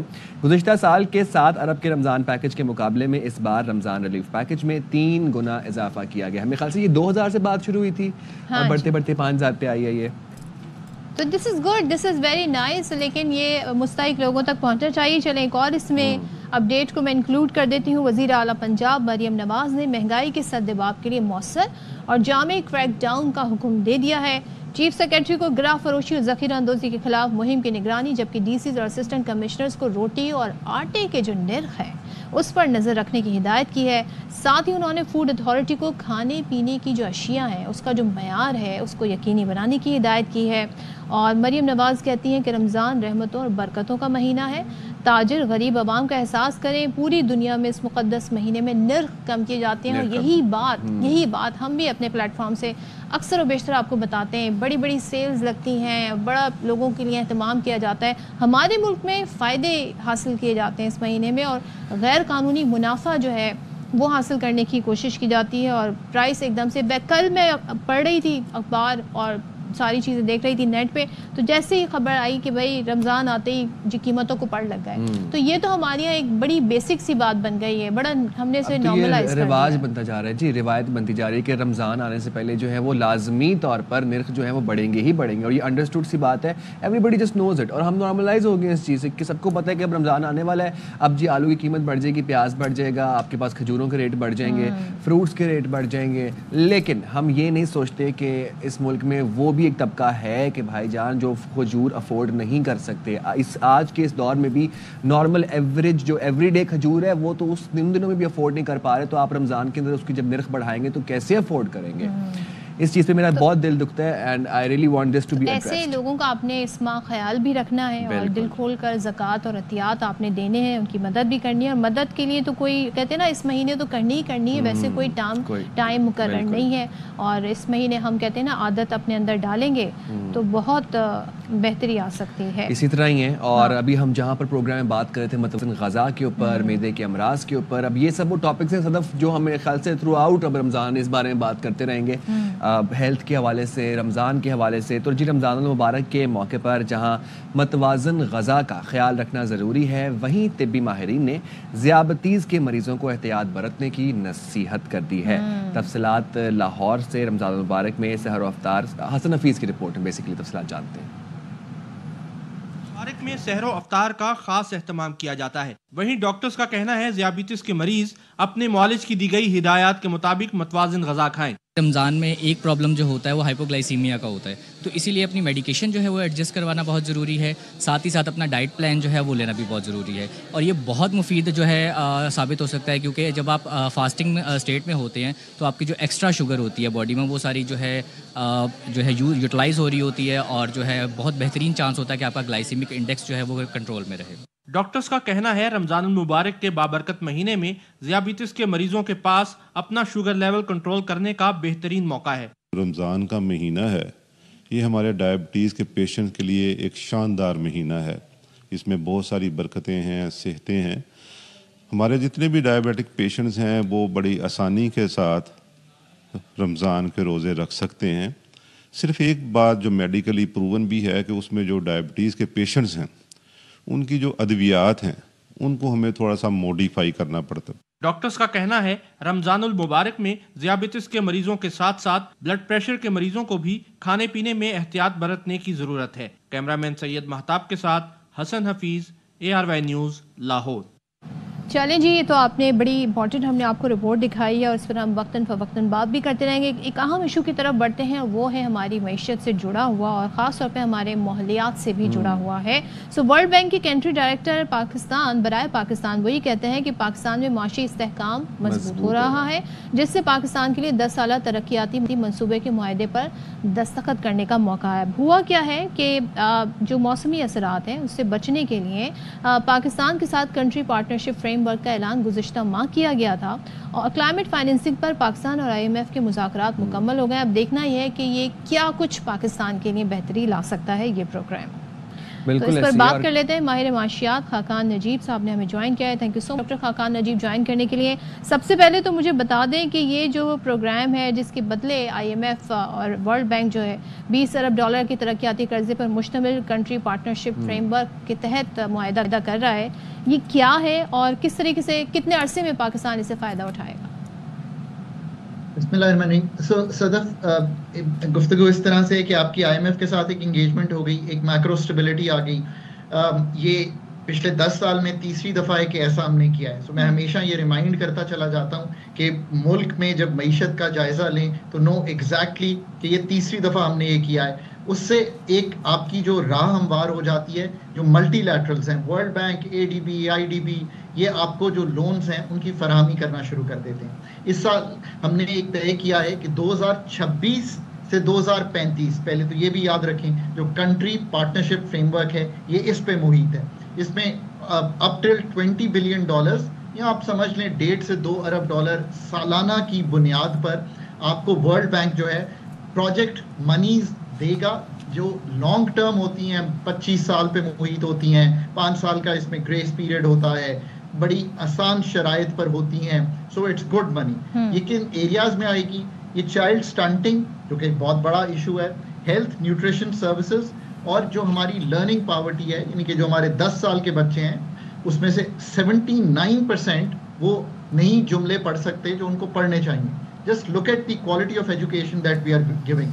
सो उसमें मददगार साबित होगा, प्राइवेट सेक्टर ग्रोथ में मददगार साबित होगा, फिर हमारा जो मालियाती निज़ाम है उसको बेहतर करने में, और फिर जिसका आपने जिक्र किया क्लाइमेट रेजिलियंस, यानी कि फ्लड्स और जो दूसरे क्लाइमेट रिलेटेड डिजास्टर्स हैं उनको कैसे हम रेजिलियंट बना सकते हैं अपनी इकोनॉमी को, और क्या प्रोजेक्ट्स क्लीनर एनर्जी के और एनवायरनमेंट इम्पैक्ट को कम करने के लिए ला सकते हैं। रिन्यूएबल एनर्जी है, इसमें वाटर एंड सैनिटेशन है, फूड सिक्योरिटी है, ये सब कुछ है जो इन पर ये मुहित होगा। सो आप प्रोजेक्ट्स बनाएंगे, उन प्रोजेक्ट्स की फंडिंग बाहर से आएगी और आप लोकल उसका कंपोनेंट यूज़ करते हुए आगे बढ़ेंगे। ये 10 साल पर मुहित है, ये हमेशा याद रखिए कि ये 1 साल या 2 साल के पैसे नहीं है, ये एक लॉन्ग टर्म डेवलपमेंटल पार्टनरशिप है। इसी से टाइड है कि एक फैसिलिटी है जिसको कहते हैं रेजिलियंस सस्टेनेबिलिटी फैसिलिटी, यानी कि इसका मतलब यह है कि IMF के जो मुल्क प्रोग्राम में होते हैं तो वो उनसे $1 से $1.5 अरब टैप कर सकते हैं to address the extreme weather events like floods, like droughts. इसके लिए हमने उनके साथ एक पीमा फ्रेमवर्क है, ये IMF का ही फ्रेमवर्क है, ये हमने उनके साथ तय किया और ये हमने उनके साथ साइन किया। इसके 5 पिलर हैं: climate aware planning, coordination between entities, project appraisal, budgeting और रिस्क मैनेजमेंट। ये है एक ओवरऑल फ्रेमवर्क जिसमें रेगुलेटरी फ्रेमवर्क क्लाइमेट का, इंफॉर्मेशन सिस्टम्स, जिसे कहेंगे government staff capacity, diagnostic tools, फिर हमने एक अथॉरिटी भी उनके कहने पे बना दी। ये भी हम चीज़ बहुत करते हैं। उन्होंने कहा कि एक क्लाइमेट की अथॉरिटी बना दें, हमने एक अथॉरिटी बना दी।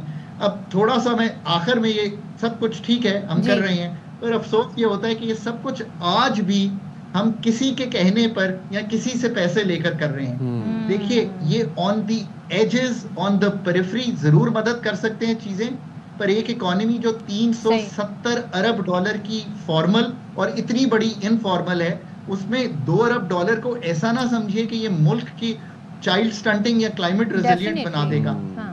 बहुत सा काम हमने खुद करना है, और मैं हमेशा कहता हूं कि किसी के कहने पर वो काम करना जो मुल्क की एग्जिस्टेंशियल थ्रेट कर रहे हों चीज़ों को, is not the right way to go. ये ऑन दी एजेस सपोर्ट करना चाहिए, बट ये सारे काम हमें करने हैं। हमारा मुल्क है, हमारी चीज़ें हैं, ہم نے ٹھیک کرنی ہے. ٹرو. ٹھیک ہے, بہت شکریہ ڈاکٹر صاحب فار جوائننگ اس پروگرام. اور بالکل ٹھیک کہہ رہے تھے جی, اتنی ٹیکنیکل اتنا کچھ ہے. جب آپ کچرا زمین پہ پھینکتے ہیں نا, جب آپ ٹریش کرتے ہیں, جب لٹرنگ کرتے ہیں, اس سے پہلے سب کچھ سوچا کریں کہ موسم کے اوپر, انوائرمنٹ کے اوپر اس کے کیا اثر ہیں, اور اس کو ٹیکل کرنے کے لیے پھر کہاں سے ہمیں قرضے لینے پڑتے ہیں. بالکل, اور یہ قرضے واپس بھی کرنے پڑتے ہیں. بریک لیتے ہیں, بریک کے بعد واپس آتے ہیں. اور جی ویلکم بیک ونس اگین. اور سائم, اس سے پہلے کہ آپ سیاسی میدان میں آگے بڑھیں, میں ذرا کھیل کے میدان سے آپ کو بتا دوں کہ نیوزی لینڈ کے خلاف انڈیا نے 249 9 وکٹوں کے نقصان پہ بنا لیے, تو 250 رنز کا نیوزی لینڈ کو ٹارگٹ ملا ہے. اب دیکھنا یہ ہے کہ نیوزی لینڈ اس میچ کو کہاں لے کے جاتا ہے. اب جی ایسا کیسے ہو سکتا ہے کہ ہمارے پروگرام میں سیاست کی بات نہ ہو, تو بات کر لیتے ہیں سیاست کی. ایوان صدر نے حکومت سے 1 سالہ کارکردگی رپورٹ مانگ لی ہے. صدر آصف علی زرداری 10 مارچ کو پارلیمنٹ کے مشترکہ اجلاس سے خطاب کریں گے. موجودہ سیاسی حالات میں جب اپوزیشن جماعتیں ایک پلیٹ فارم پر جمع ہونے کی کوششیں کر رہی ہیں, وہیں پر پیپلز پارٹی اور مسلم لیگ کے درمیان کچھ فیصلوں نے فاصلے بڑھا دیے ہیں. ایسے میں پارلیمنٹ کے مشترکہ اجلاس سے صدر مملکت آصف علی زرداری خطاب کریں گے, اور وہ خطاب انتہائی اہم ہوگا. ادھر گورنر پنجاب کے بعد سندھ کے سینئر وزیر شجیع انعام میمن کہتے ہیں کہ بلاول بھٹو وہ کام کر رہے ہیں جو تاریخ میں نہیں ہوئے, اور وہ بلاول بھٹو کو وزیر اعظم بنانا چاہتے ہیں. اس بات پہ انہوں نے کافی نعرے بھی لگوائے اپنی تقریر کے اندر. تو جی کیا کہا انہوں نے, سنواتے ہیں آپ کو.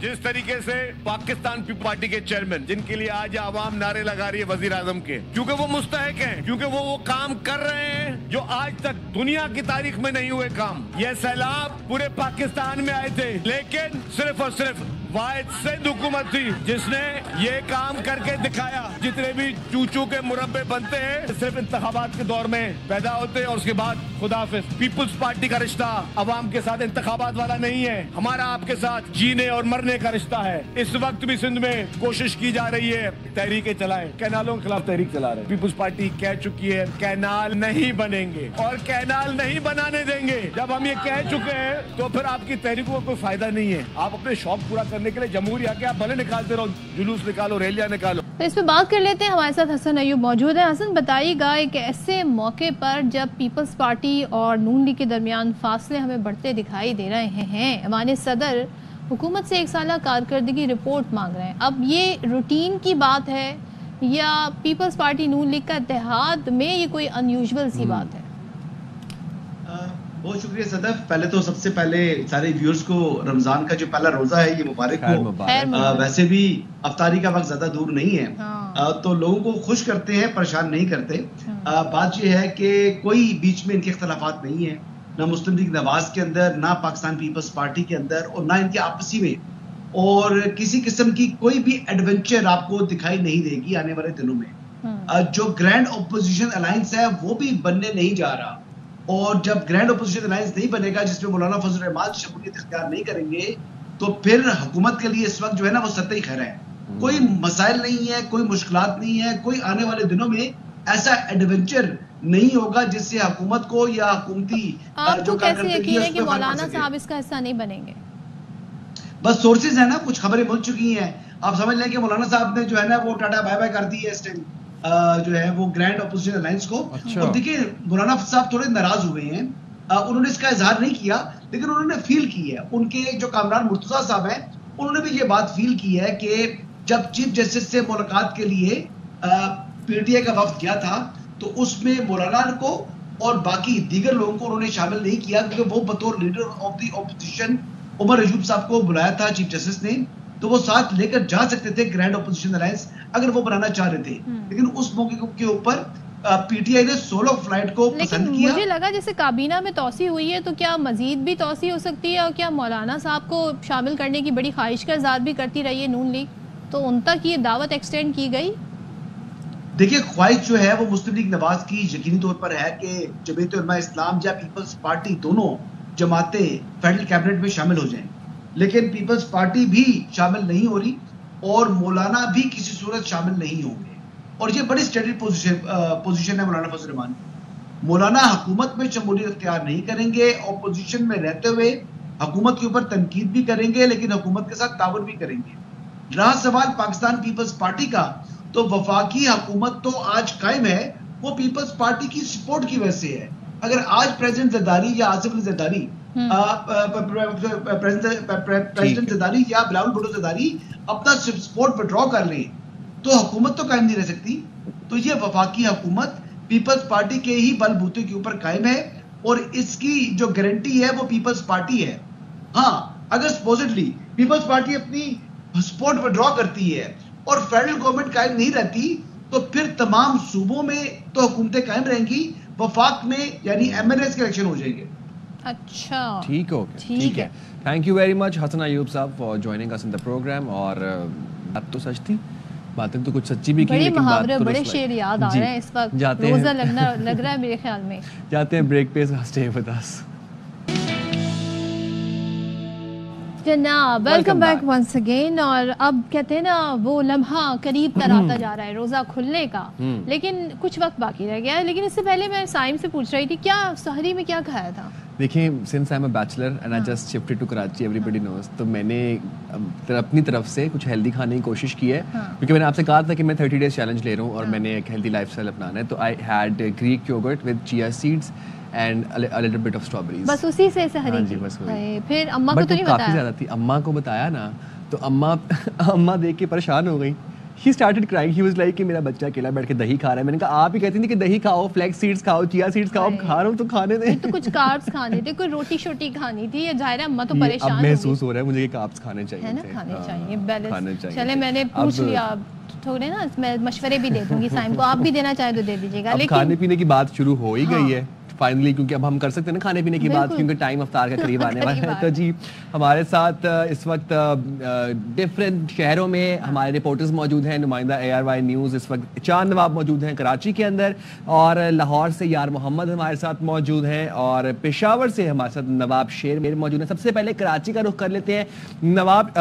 चार नवाब इस वक्त मौजूद हैं बर्न्स रोड के ऊपर, जहाँ पर खाने की एक कमाल फूड स्ट्रीट है, मज़े मज़े के खाने इस टाइम वहाँ पर बन रहे होंगे, तैयार हो रहे होंगे। चार नवाब, आपसे सवाल मेरा ये है कि आप अपनी अफ्तार किस चीज से करेंगे, क्या खाएंगे आप अफ्तारी के अंदर अभी इस वक्त? जी सर, सबसे पहले तो बता दूं कि आप और हम मुश्तरका ही खाते हैं जो भी मिल जाए, लेकिन आवाम जो है, क्योंकि आज पहला रोज़ा है और इतवार है, छुट्टी का दिन है, और रोज़दार पहुंच गए कराची की बर्न्स रोड की फूड स्ट्रीट, जिसका आपने भी जिक्र किया कि बड़ी मज़ेदार फूड स्ट्रीट है, जहाँ सारे पकवान मिलते हैं, पकोड़े हैं, समोसे हैं, दही बले हैं, लौंग छड़े हैं, और अरबी पराठा है, शरबत है, देसी घी की जलेबी है, हर चीज़ मिलती है, लस्सी है, दही है, हर चीज़ यहाँ पर है। और रश देखा जा सकता है। रोज़दारों की ख्वाहिश है कि इतवार का दिन है, पहला रोज़ा है, उनके दस्तरखान पे अफ्तार के लिए चटपटे पकवान होने ज़रूरी हैं। उसके बाद तो किसी का रोज़ा दफ्तर में खुलेगा, किसी का रश गाड़ियों में खुलेगा, लेकिन आज छुट्टी का दिन है, अपनी फैमिली के साथ रोज़ा अफ्तारने के लिए कराची में बर्न्स रोड पर रश लगा हुआ है। यहाँ से हर कोई मेमनी चना चाट भी है, काठीवाड़ी छोले भी है, हर चीज़ मिल रही है, और रोज़दारों की ख्वाहिश है कि वो हर चीज़ यहाँ से लेके जाए। और कोई ये कहता हुआ कहीं नज़र नहीं आ रहा कि महंगाई है, कहते हैं अल्लाह ताला ने रोज़ा रखाया है, महंगाई की फिक्र नहीं है, हर चीज़ लेके जाएंगे, रोज़ा अच्छी तरह खोलेंगे। जी चांद नवाब ने जितनी अशिया गिनवा दी है ना, माउथ वाटरिंग। चांद नवाब को रट गई है सारी फिंगर टिप्स पे उनकी, और फिर वो कह रहे हैं कुछ लोगों का दफ्तर में खुलेगा रोजा। ये किसकी तरफ इशारा कर रहे थे? अपना और हमारा दुख बयान कर रहे थे, वरना वैसे आज संडे। चले जी लाहौर चलते हैं। लाहौर मशहूर है ख़ास खाबों और पकवान के लिए, तो लाहौर से यार मोहम्मद हमारे साथ हैं। यार मोहम्मद, हम कराची में भी रश देख रहे हैं, माशाल्लाह आपके पीछे भी हम काफ़ी रश देख रहे हैं, तो ये मुझे बताएं, लोग इसलिए ज़्यादा बाहर हैं आज के पहला रोज़े है और संडे है, छुट्टी का दिन है, या यही रश होता है अमूमन रमज़ान में? देखिए सदफ, इस वक्त मैं गालिब मार्केट में उस समोसों, जलेबियों और पकौड़ों वाली दुकान पर मौजूद हूँ, जहाँ पे मैं कई सालों से देख रहा हूँ कि कोई छुट्टी ज़रूरी नहीं है, ना ही पहला रोज़ा ज़रूरी है। तमाम रमज़ानुल मुबारक को यहाँ पे इसी तरह रश होता है, और लाहौरी समोसे, पकोड़े और जलेबी भी अफ्तार में अपनी खुराक को ये समझते हैं कि ये उनकी रवायत है और उसको बरकरार रख रहे हैं। अभी भी 2 से 3 रोज़ से लाहौर में बारिश थी, मौसम भी खुशगवार है, और यहाँ पे अभी ऐसी खुशबू आ रही है कि अगर आप यहाँ पे खड़े हों तो आपको पता चले کہ آپ کا دل کرے گا کہ جلد از جلد روزہ کھلے اور ابھی آگے یہاں پہ آپ سموسے سے اوپر چٹنی ڈالیں اور اس کو آپ چمچ کے ساتھ کھائیں. یہ میں آپ کو وہاں پہ بتا رہا ہوں کہ بھی آپ وہاں پہ کراچی ہیں, لیکن یہاں پہ میری یہی سچویشن ہے. میرا دل یہی کر رہا ہے کہ جلد از جلد روزہ کھلے اور میں یہاں سے سموسا اور پکوڑا لوں اور اس کے ساتھ افطار کروں. اور جلیبی کو میٹھا میں یہاں پہ لوگ استعمال کر رہے ہیں. تقریباً 1 گھنٹے سے یہاں پہ اسی طرح سچویشن ہے اور اب چند منٹ رہ گئے ہیں لاہور میں افطار کو. تو کثیر تعداد شہر یار محمد, میں نے اور آپ نے تو یہ مشہور غالب کے سموسے تو کھائے ہوئے ہیں, لیکن صدف نے نہیں کھائے ہوئے, تو ان کے لیے بھجوائیں نا آپ. وہ آتے آتے تو ٹھنڈے ہو جائیں گے. کوئی کچھ کرے نا, کچھ بندوبست کریں. وہ دیکھیں صدف, میں آپ کو کریئر کے ذریعے یہاں سے بھجوا دوں گا, بعد میں اس کو آپ اوون میں گرم کر کے کھا لیجیے.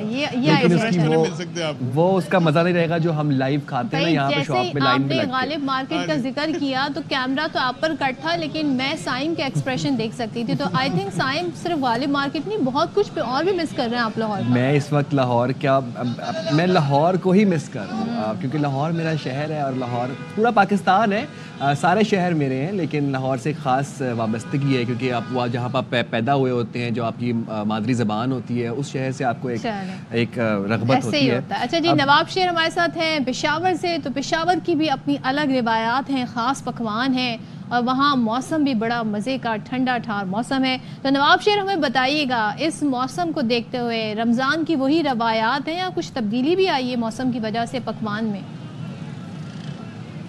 جی بالکل, دیگر شہروں کی طرح پشاور میں بھی جو ہے وہ شہری پہلی افطاری کی تیاری جو ہے وہ زور و شور سے کر رہے ہیں. اور ہم اس وقت پشاور کے مشہور قصہ خوانی بازار میں موجود ہے, جہاں پر رمضان میں اسپیشل چٹپٹی کھانے جو ہے وہ یہاں پر ملتے ہیں. اور یہاں کے چٹپٹی کھانے جو ہے وہ کافی مشہور ہے, اور خاص کر یہاں کی سوغات جو ہے وہ دیگی چرغا ہے, جس کو کھانے کے لیے دور دور سے لوگ جو ہے وہ آتے ہیں اور یہاں سے خریدتے ہیں. اگر آپ دونوں بھی ایک دفعہ اس دیگی چرغا کو کھاؤ گے تو آپ بھی پشاور سے پھر نہیں جاؤ گے, اور آپ بھی بار بار اس دیگی چرغا کی فرمائش کرو گے.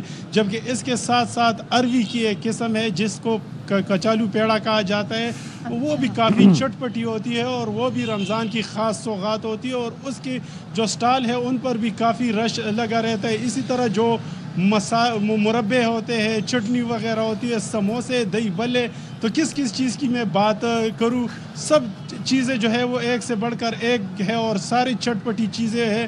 مجھے ابھی تک بھوک نہیں لگ رہی تھی, لیکن جب سے میں نے یہ ساری چیزیں دیکھی ہے تو مجھے بھی کافی بھوک لگ چکی ہے اور میرے منہ میں بھی جو ہے وہ پانی آ رہا ہے. اور میں تو آپ دونوں کو اسپیشل یہی کہتا ہوں کہ جو دیگی چرغا ہے نا, آپ دونوں ضرور اس کو کھائیں, آپ لوگ انگلیاں چاٹتے رہ جائیں گے اس کو. اور خاص کر پھر ایک اور ڈش کی بھی بات کرتا ہوں جو میں نے آپ کو کہا ہے کہ اروی کی ایک قسم ہے, جہاں یہاں پر اس کو کچالو پیڑا کہا جاتا ہے, اور وہ کافی چٹپٹی ہوتی ہے, کافی چٹپٹی, اس کے ساتھ چٹنی بھی ہوتی ہے, تو اس کو کھانے کا الگ مزہ ہوتا ہے. آپ کو جس ٹائم پہ ہم نے جس جگہ پہ کھڑا کر دیا ہے اس کے بعد آپ یہی گفتگو کریں گے. اور یہ جو ہمارے رپورٹرز نے ہمارے افطار سے پہلے جذبات مجروح کیے نا آپ لوگوں نے, ہمارے جو ہمارا یہ اب روزہ شروع ہوا ہے, یہ امتحان ہے ہمارے صبر کا جو آپ لوگوں نے, آپ لوگوں کو امتحان نہیں ہو سکتا. تو یقیناً آپ نے ہمیں دعوت دی نواب شیر, ہم انشاءاللہ ضرور اگر ہمیں موقع ملا تو آئیں گے, اور یہ کہتے ہیں نا پشاور کے مزے کے پکوان. اچھا مجھے بتائیں مشروب کون سے وہاں پہ بڑے مشہور ہیں, یا اس موسم میں قہوے پہ ہی گزارا ہوتا ہے, یا ٹھنڈے ٹھار مشروب بھی جو ہے رمضان میں ظاہر افطار کے بعد تو بڑے ضروری سمجھے جاتے ہیں؟ ہاں قہوہ تو ہے ہی مشہور, لیکن یہاں پر ایک اور خاص مشروب کی بات میں اگر کروں, یہاں پر جو ہے وہ گڑ کا جو شربت ہے نا وہ مشروب, وہ کافی مشہور ہے اور وہ کافی ٹھنڈا ٹھار ہوتے ہیں. اس میں خاص قسم کے جو خشک میوجات ہیں نا وہ بھی ملائے جاتے ہیں, تو اس کا پینے کا ایک الگ مزہ ہوتا ہے. اور اس میں کچھ بہت ساری جو خشک میوجات ہیں اس میں ملائے جاتے ہیں, تو اس کی سٹالوں پر بھی کافی رش لگا رہتے ہیں, اور وہ رمضان میں اسپیشل تیار کیے جاتے ہیں. اور اگر موسم چاہے جس طرح کا بھی ہو, جتنا بھی ٹھنڈا ہو, لیکن وہ گڑ کا شربت جو خاص خشک میوجات اس میں ملائے جاتے ہیں, کوئی پینا بھولنا نہیں بولتا, اور ہر کوئی جو ہے اس کو بڑے شوق سے پیتے. چاہے بہت شکریہ. ہمارے ساتھ تمام نمائندے جو ہمیں اپڈیٹ کر رہے تھے, پشاور سے نواب شیر تھے, لاہور سے یار محمد تھے, اور کراچی سے چاند نواب ہمارے ساتھ موجود تھے. بڑی بے صبری سے وہ کہہ رہے تھے کب یہ ہمیں کہیں شکریہ, آپ ہمیں اجازت دیں. تو بھائی آپ لوگوں کو اجازت ہے, اچھے سے افطار کیجیے گا اور ساتھ میں دوسروں کا بھی خیال رکھیے گا. اور اپنا وعدہ یاد رکھیے گا یار محمد, آپ نے مجھے بھجوانے غالب مارکیٹ کے سموسے. اپنا بہت زیادہ خیال رکھیے گا, ملتے ہیں آپ سے کل, تب تک کے لیے اللہ حافظ. اللہ حافظ.